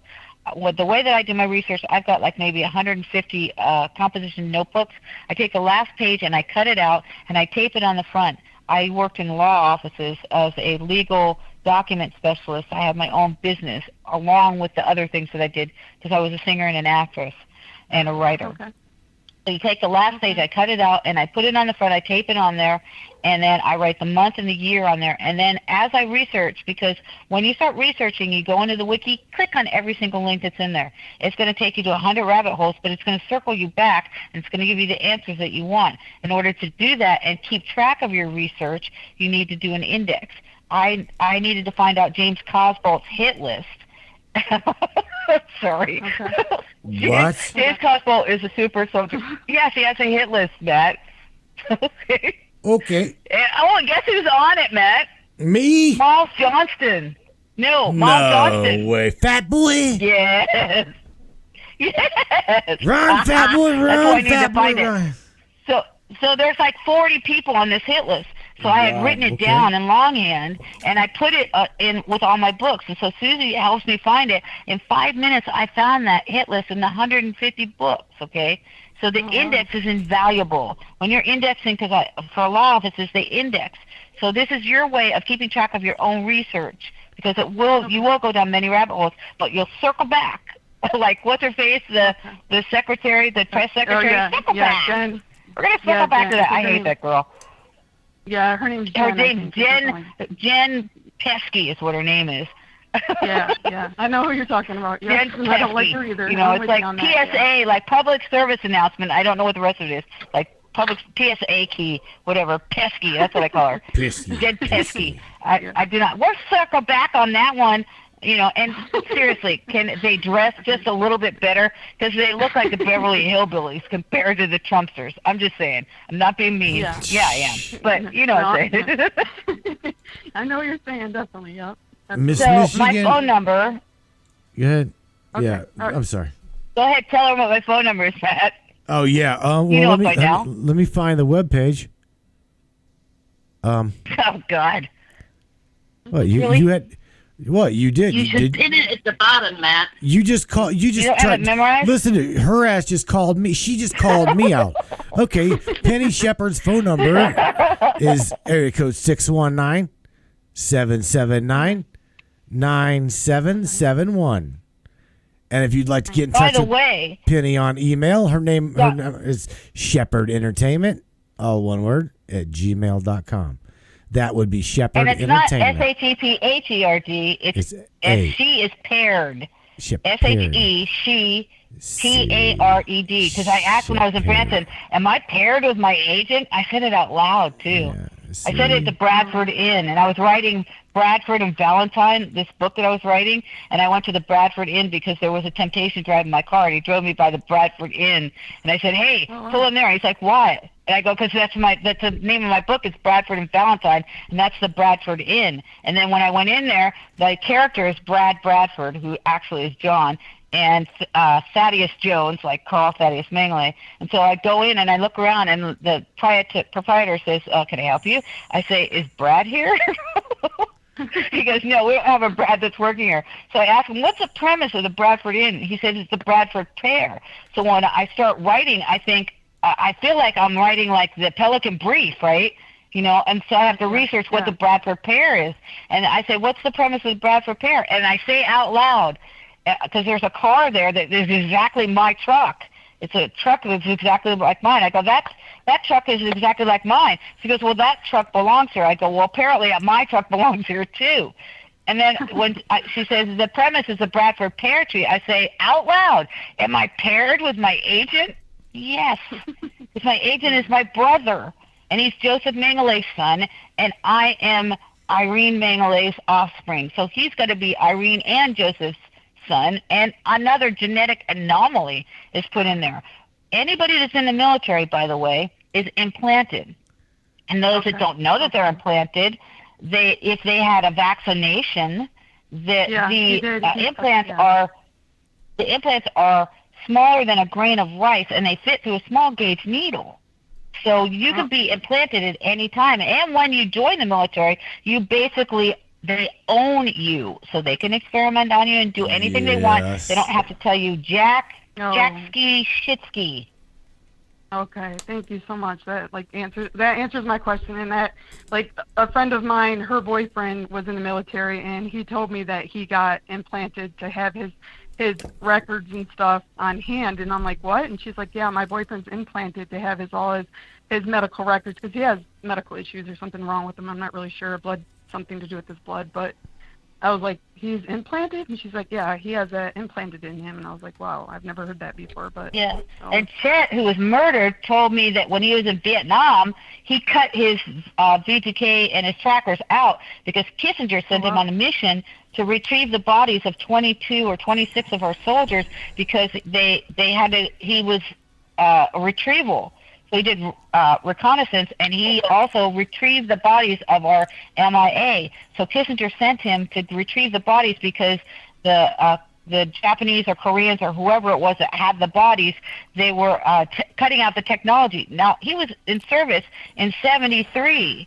So 73 to 93, he was in service. But so at 73, he's out there and does 9 tours in Southeast Asia. But he knows he's implanted because he goes and retrieves the body of these MIAs because they're taking the technology out of under Kissinger. Kissinger gave him the orders to do that.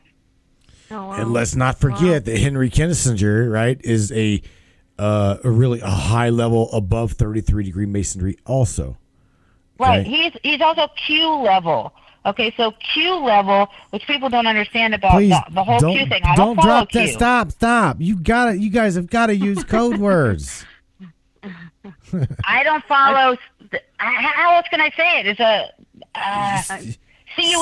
I don't follow CUE. There you go. Perfect. Okay. I don't follow CUE. I think I know.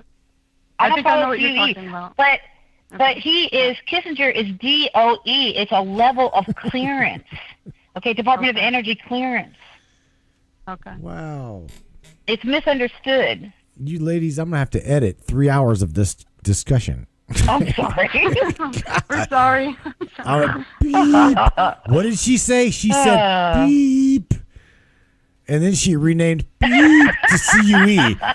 God damn. I mean, you can't. God, she swears a lot, which I do swear a lot, but I haven't sworn on this thing yet. Here, hang on a minute. Well, thank you so much. You've answered a lot of questions for me, and I think you've helped me out a lot. And I'm really glad that I found the show. I don't know how I did. It just came on my timeline one day, and I started listening to it. Hey, God talks to us in mysterious ways. You can also find me on Facebook and on Instant Messenger. Okay, your last numbers were 97. I didn't get the last two after that. It's 619. 619. Okay. 779. There's two nines in the middle. 9771. It's lots of sevens, two nines in the middle, all sevens, and at the end it's a 1. Okay, I got it now. All right. 779-9771. Okay, I got it. Thank you so much for letting me come on the air, and thank you for helping me out with my situation and answering my questions. Thank you, because now I'm going to have to censor everything. Everything's going to be censored now. Damn it. Thank you for calling. All right, well, also. Thank you again. All right, Michigan be careful, Julie. Okay. Good night to you. Have a good night. All right, bye. You too. Thank you. Bye. All right, Michelle. Julie, You need to love you. finish up your story, man. We are already at 3 hours and 1 minute, and I've gotta now limit it because, there's certain platforms that are non-visual audio only. You guys, by the way, you didn't if you didn't know this already. I told you we're expanding the platform, right? So over the course of the week, this was also really my executive producer and partner will be really pleased for me to tell her that we are and can be found on Google Podcast, Apple iTunes, Spotify, and Republic Radio. So yay! Awesome. Yeah. Awesome. On our way up once again to iHeartRadio. That is my goal here once again here, and I gotta keep it the show under a specific time limit. Or guess what? We get to round it up. It's either 3 hours or we round it to the next half hour. I mean, I'm quite sure Michelle could speak for another half an hour. I mean, hell, it's only a half hour, right? Oh, I can speak for hours. You know that. I can go and go and go. I'm the Energizer Bunny. I can do this. All right, so where were we with your gang stalking, targeted, draconian story? I'm serious. Let's round this up. To hell with it. Round it up. Take me to 3.5 hours, Michelle. And why not? Go. Okay. So when I got back to Seattle and started working with Dean, all this stuff started coming to play, and he's like, we got to get you out of here. So when we finally got the plane ticket and we finally get through there, and so finally we leave Texas, get to California, and then that whole living situation falls apart, apparently. Now, everything I say is apparently because who knows what was real, right? Because even the guy refused to help me, so he wouldn't come pick me up. And I'm like, it's 10 minutes from his house. Why wouldn't he come get me? That made no sense to me, that they would leave me stranded. But what they don't realize is I'm very quick on my feet. And I just started getting on the phone and calling people, and anybody that I knew in California was very limited. And then I said, I got to call Matt. And then that's how that led to you helping me and all of that and getting me back to Seattle. And then Marnie here in the story, getting me down here, and it's the best move. I'm very shielded here and very protected here. But it doesn't mean things don't happen. Once you start to unlock your past, you're going to realize exactly what Penny has said.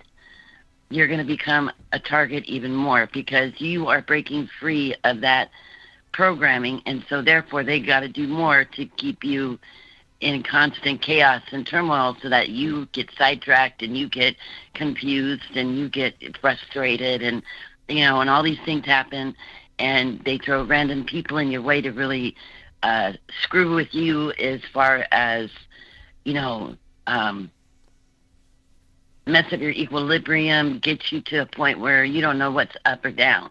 And that's their goal, because they want you dependent on them, right? Yeah, and if you fall for you're mentally ill if you fall for that thing, They got you caught. Yeah, in the I matrix, wouldn't and do then they it. will drug you, and they will throw you in a crazy house, and you'll be in that crazy house for the rest of your days, and you'll be. I refuse. They'll drug you. They'll you'll never know what the next move is going to be.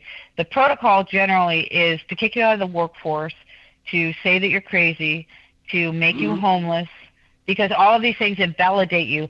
And then when they say that you're crazy, you legit cannot go into a court of law and testify against anything, because the first thing they'll bring up is your mental status, which was given to you by an MK Ultra doctor that is working for the deep state, that says that you're crazy when you're in fact not. But it invalidates any testimony. How much kind of fucked up is that? That is way beyond fucked up, okay? For them to be able to slap that label on you is bullshit. When I told you about Uri, Geller. When I told you about Uri Geller? No, I researched it. You just said he's more than a spoon bender. Damn Skippy, I know he is. Yeah. Right. So when I researched it, I found out that his relative was Sigmund Freud. Yes. Sigmund Freud was a pedo. He was also a cocaine addict, and he was also basically known as the father of psychoanalysis. And then we go back to Donald Ewing Cameron, who was the head of the World Psychiatric Association. And he worked at the Allen Memorial Institute, breaking and erasing minds. He worked with the AMA, the ADA, and the APA, constructing, taking fluoride, and he said, all right, how can we make money off of this?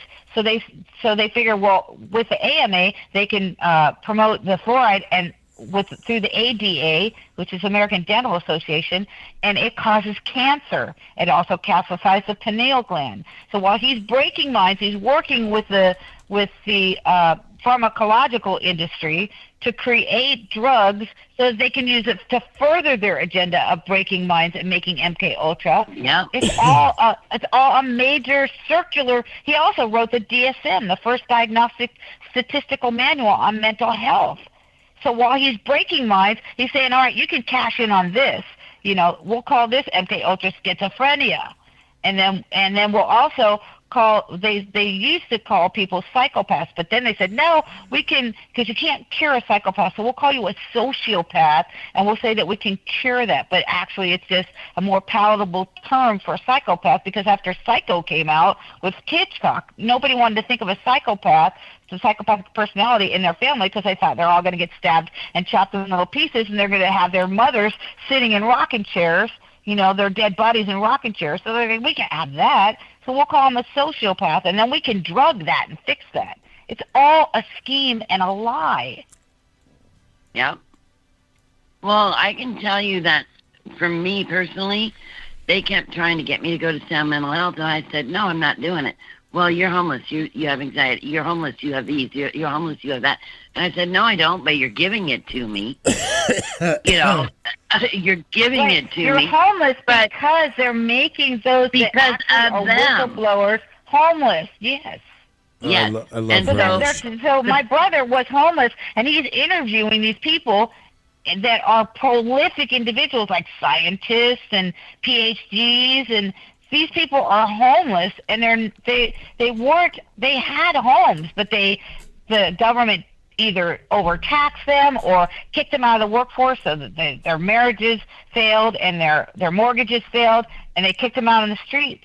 And these people are actually very prolific people in the scientific community that they've stolen patents from and bankrupted, like Tesla's. Mm-hmm. Exactly. And can I tell you, though, when self-discovery happens and you start really looking into yourself and really opening to the possibility of who and what you are, that is when, the healing starts. When I discovered who and what I am, my true warrior self came out. And I've always been a warrior.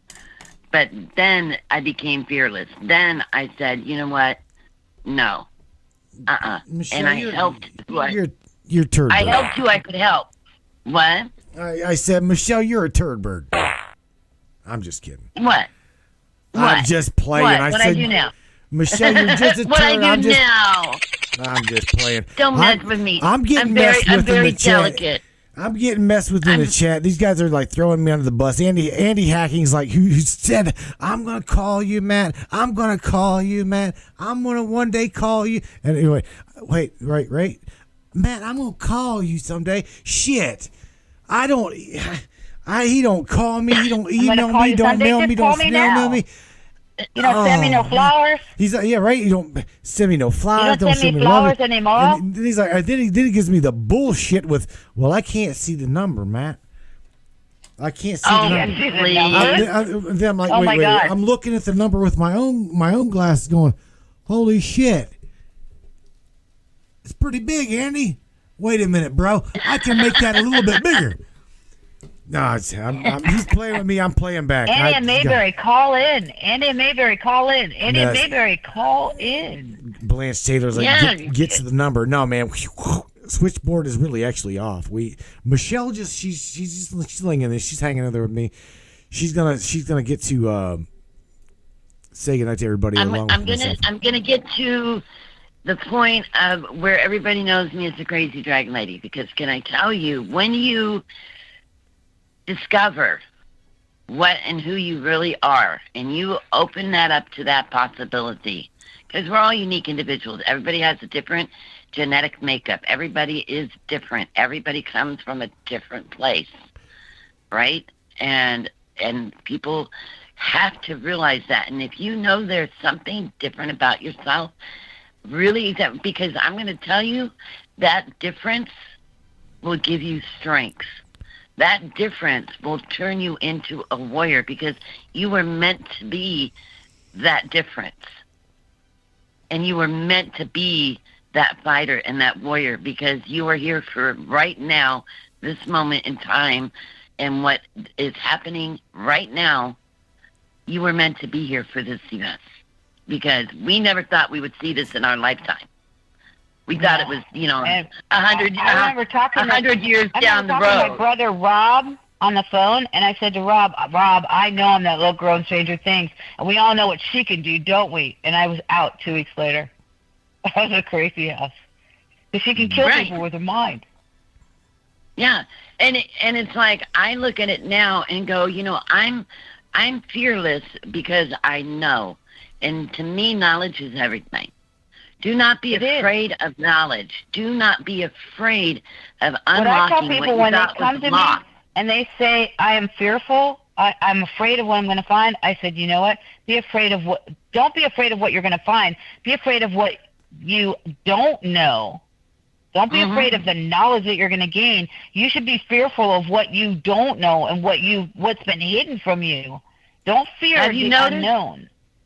Have you noticed every single caller felt better once they got it off of their chest? And I tell people every day on my live, I said, look, we're here because you need to talk. You need to communicate. Don't keep things hidden. Don't care what anybody thinks of you. You've had these things happen. They are real events in your life. And yeah, they sound crazy. But you know what? They make up who you are as an individual. So if more people can get away from the planet is in turmoil because of the secret societies. So I believe that we should not have of secrets, period. Because of secrets, and we were raised that way. Oh, don't talk about Aunt Joan. She's our family's dirty little secret.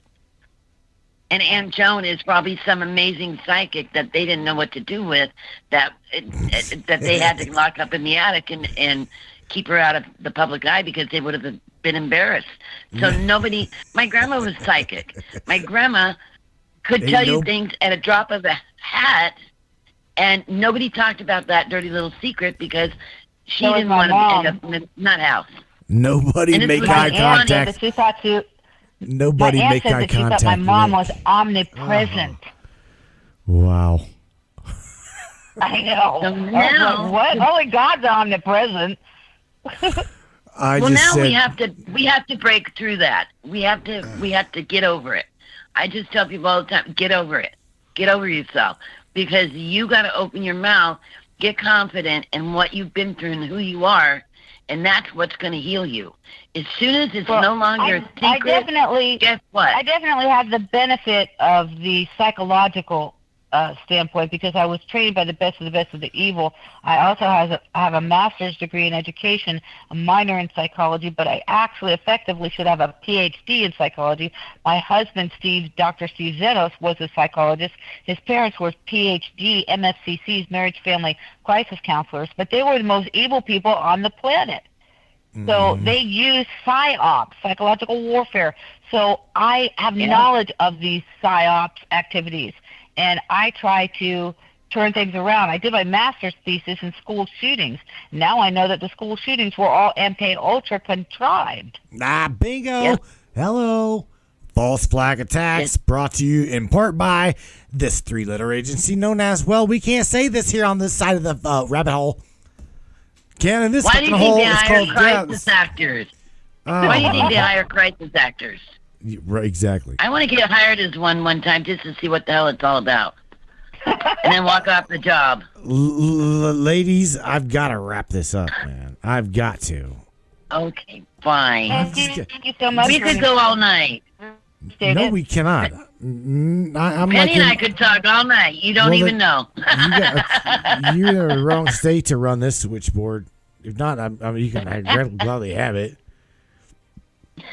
Yeah, man. It comes with a sandbox full of brainiacs. That they're amazing. They are amazing. They're amazing. Yeah, man. I think you're my most favorite person in the universe. What's that? I thought I could have said you're one of my most favorite people in the universe. Oh, it's you. I'm so lucky to be your favoriteest, one of your favoriteest persons in the universe. I'm special. That's cool. I'm special. Yeah, you are special. I'm all smiles. You are so special. I'm all smiles. I'm like grinning from ear to eye. You're so special, Matt. You're special, Tutu. Tutu, I love you. These guys are so blowing smoke in my orifice. Over your house. Man, I tell you what, I got a BB gun that'll reach 300 feet. So bring them on, baby. I'll shoot that little blue beacon out of that bitch. Miss Michelle, would you do me a favor? Would you say some love and share some love with humanity before you go night? We go night here. Yeah, I gotta go night anyway soon. Well, I don't even know who's all left in the box because I can't see it. But to everybody who is left, this war is far from over. But you each are playing an integral part in this war. You each hold a piece of the puzzle. You each are invaluable to humankind. And not humankind. All kinds. Because as we know, we're not all human. And you need to be proud of that fact. Embrace your uniqueness. Learn that knowledge is power. Don't be afraid. That's my favorite saying is fear is not welcome here. There is literally no reason to be afraid when you know who you are. And not just, oh, I am a child of God. No, I mean beyond that. You have to know who you are, and then you will be unstoppable. There is no reason to fear anybody or anything. There isn't. That's how they control you. Stop being their food. Rise up, and we got this. And shows like Matt and other shows, other people out there, people like Penny, people who are not afraid to talk out. And they're putting themselves out there on a daily basis. That's who you need to look to. And because that is what they're there for. It's helping them as well as they're helping you. So take advantage of it. They're here for you. And with that, I bid you both good night. It's been fun. It's been as real. Always. It's been real. It's been fun. It's been real fun. It's been real. Love you guys. Love you too, Miss Michelle. Love Thank you you, too. Shelly. Thank you, All right. Shellster, for calling in. We appreciate you, no doubt. I'm gonna shoot you on your way out. You ready? Good night. I'm ready. To you. Do it. Good night to you. She said. Haha. Good night. Night, honey. Night. All right, everybody. Miss Michelle Noble's a good friend of mine. I love her, the Dragon Lady. Okay, Miss Penny L.A. Oh, shit. She said CIA. I don't know how many times tonight. It's on my card. It's on her card. There was there was a detective I tried to contact because it was involving this case where the detective says it was a kidnap of 2 twins, and one twin shows up when he's 2 years old in a stroller outside of a department store. And in my book, Bradford and Valentine, the 2-year-old gets kidnapped, and he shows back up outside a department store, and the detective on this case says cages are involved. So I tell this girl that I like to, if she could forward my information to this individual who's looking for his sister. It's called the Jack and Jill case because this guy's name is Jack and his twin sister is Jill. Jack and Jill went up the hill. You can't make that up. Are you serious? No. So I try to contact this girl, and I send my card. And she's like, do you work for the CIA? And because it says CIA on my card, right? I say, no, I was an asset. I was a covert asset for the deep state. You know, they utilized me. And she tells me I'm crazy, right? I was married to a detective, all right? But she's telling me I'm crazy because I sent her this card that has my information on it. It says CIA. It says MK Ultra. It has my Agent X11. It says I'm a whistleblower. She doesn't investigate me or anything, and I know this case is an MK Ultra case. So she says, well, I don't have the information for this individual, and I said, all right, you know. But then she attacks me personally, and she says, what's your name? Because she wants to block me, kick me out of her group, block me on Facebook. Oh, that's just earning brownie points. Did you see what that 3-letter agency did for you? That's just going to attract you all kinds of goodness, Penny. Some people come to me and they say, hey, why'd you quit the CIA? I was like, dude, I reported on the CIA. I was an asset. Doesn't anyone know what an asset is? I was a nice asset. I have a nice asset too. That's a whole other show on a whole other platform and a whole other territory. Holy shit, Miss Penny. Thank you again for joining me for 3 hours without a doubt. You. 3 hours. I appreciate you, my friend. Marathon. Yeah, Marathon, right? Man. This girl, did you see that? Look at that bright side of the rabbit hole. This girl just took it with 3 hours with me. And I'll just leave with this. It's an old song. When you walk through the storm, hold your head up high, and don't be afraid of the dark. It was a crappy song, but that's all I can think of right now because I'm a singer, right? I think, you know, I can't even sing that song because it just, in my head, it sounds awful. It's all right. You're good. It's all right. You're good, and it's all right. Look, everybody, listen, I'm going to tell you one more time, and she's going to, you know, she already threw me under the damn bus once this evening. So I'm going to tell you on the other occasion. It is SEPARD Entertainment, all one word. Shepard Entertainment at gmail.com. Shepard at gmail.com if you want to reach Miss Penny Shepard. It's also Shepard at Shepard Entertainment, Shepard-entertainment.com. You can look her up on Facebook, and that would be Penny L.A. Shepard.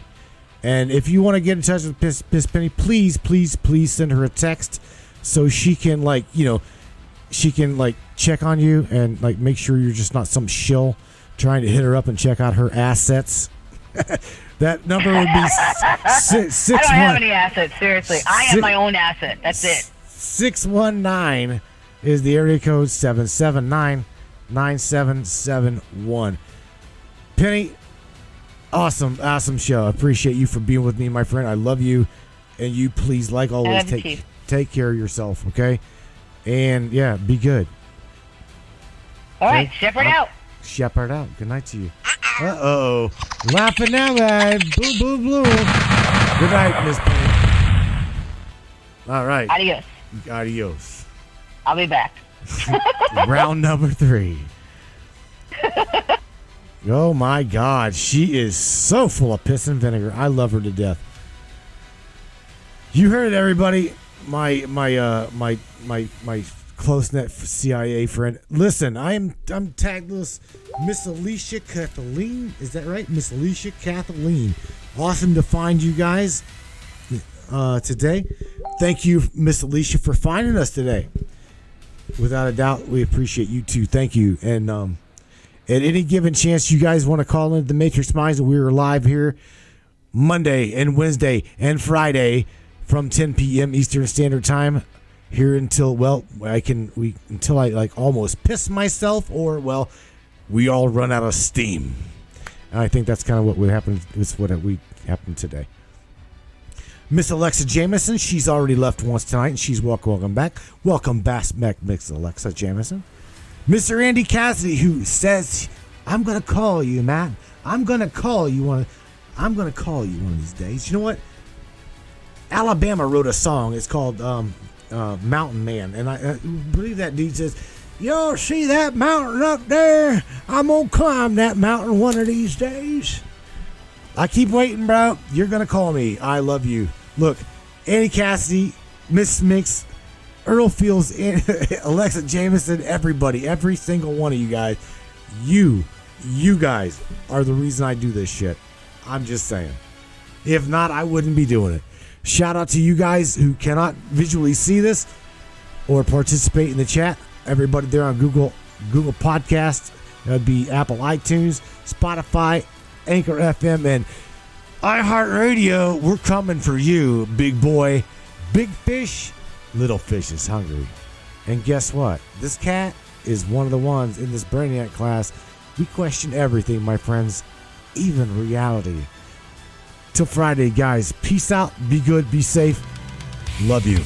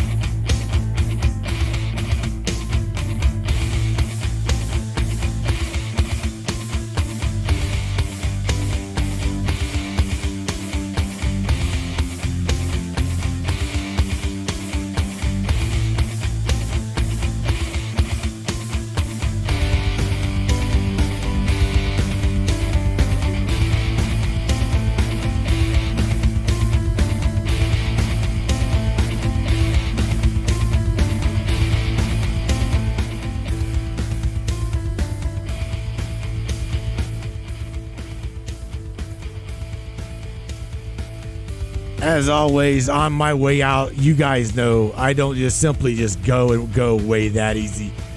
Miss Julie, I see you in there sharing some love. Miss Jessica McTarsney, like always, dear heart, I appreciate you for being in the sandbox. You followed me from Twitch to, oh my God, YouTube, all over the place. Just thank you very much. Miss Kim Lonsdale, thank you. And Miss Blanche Taylor, thank you too.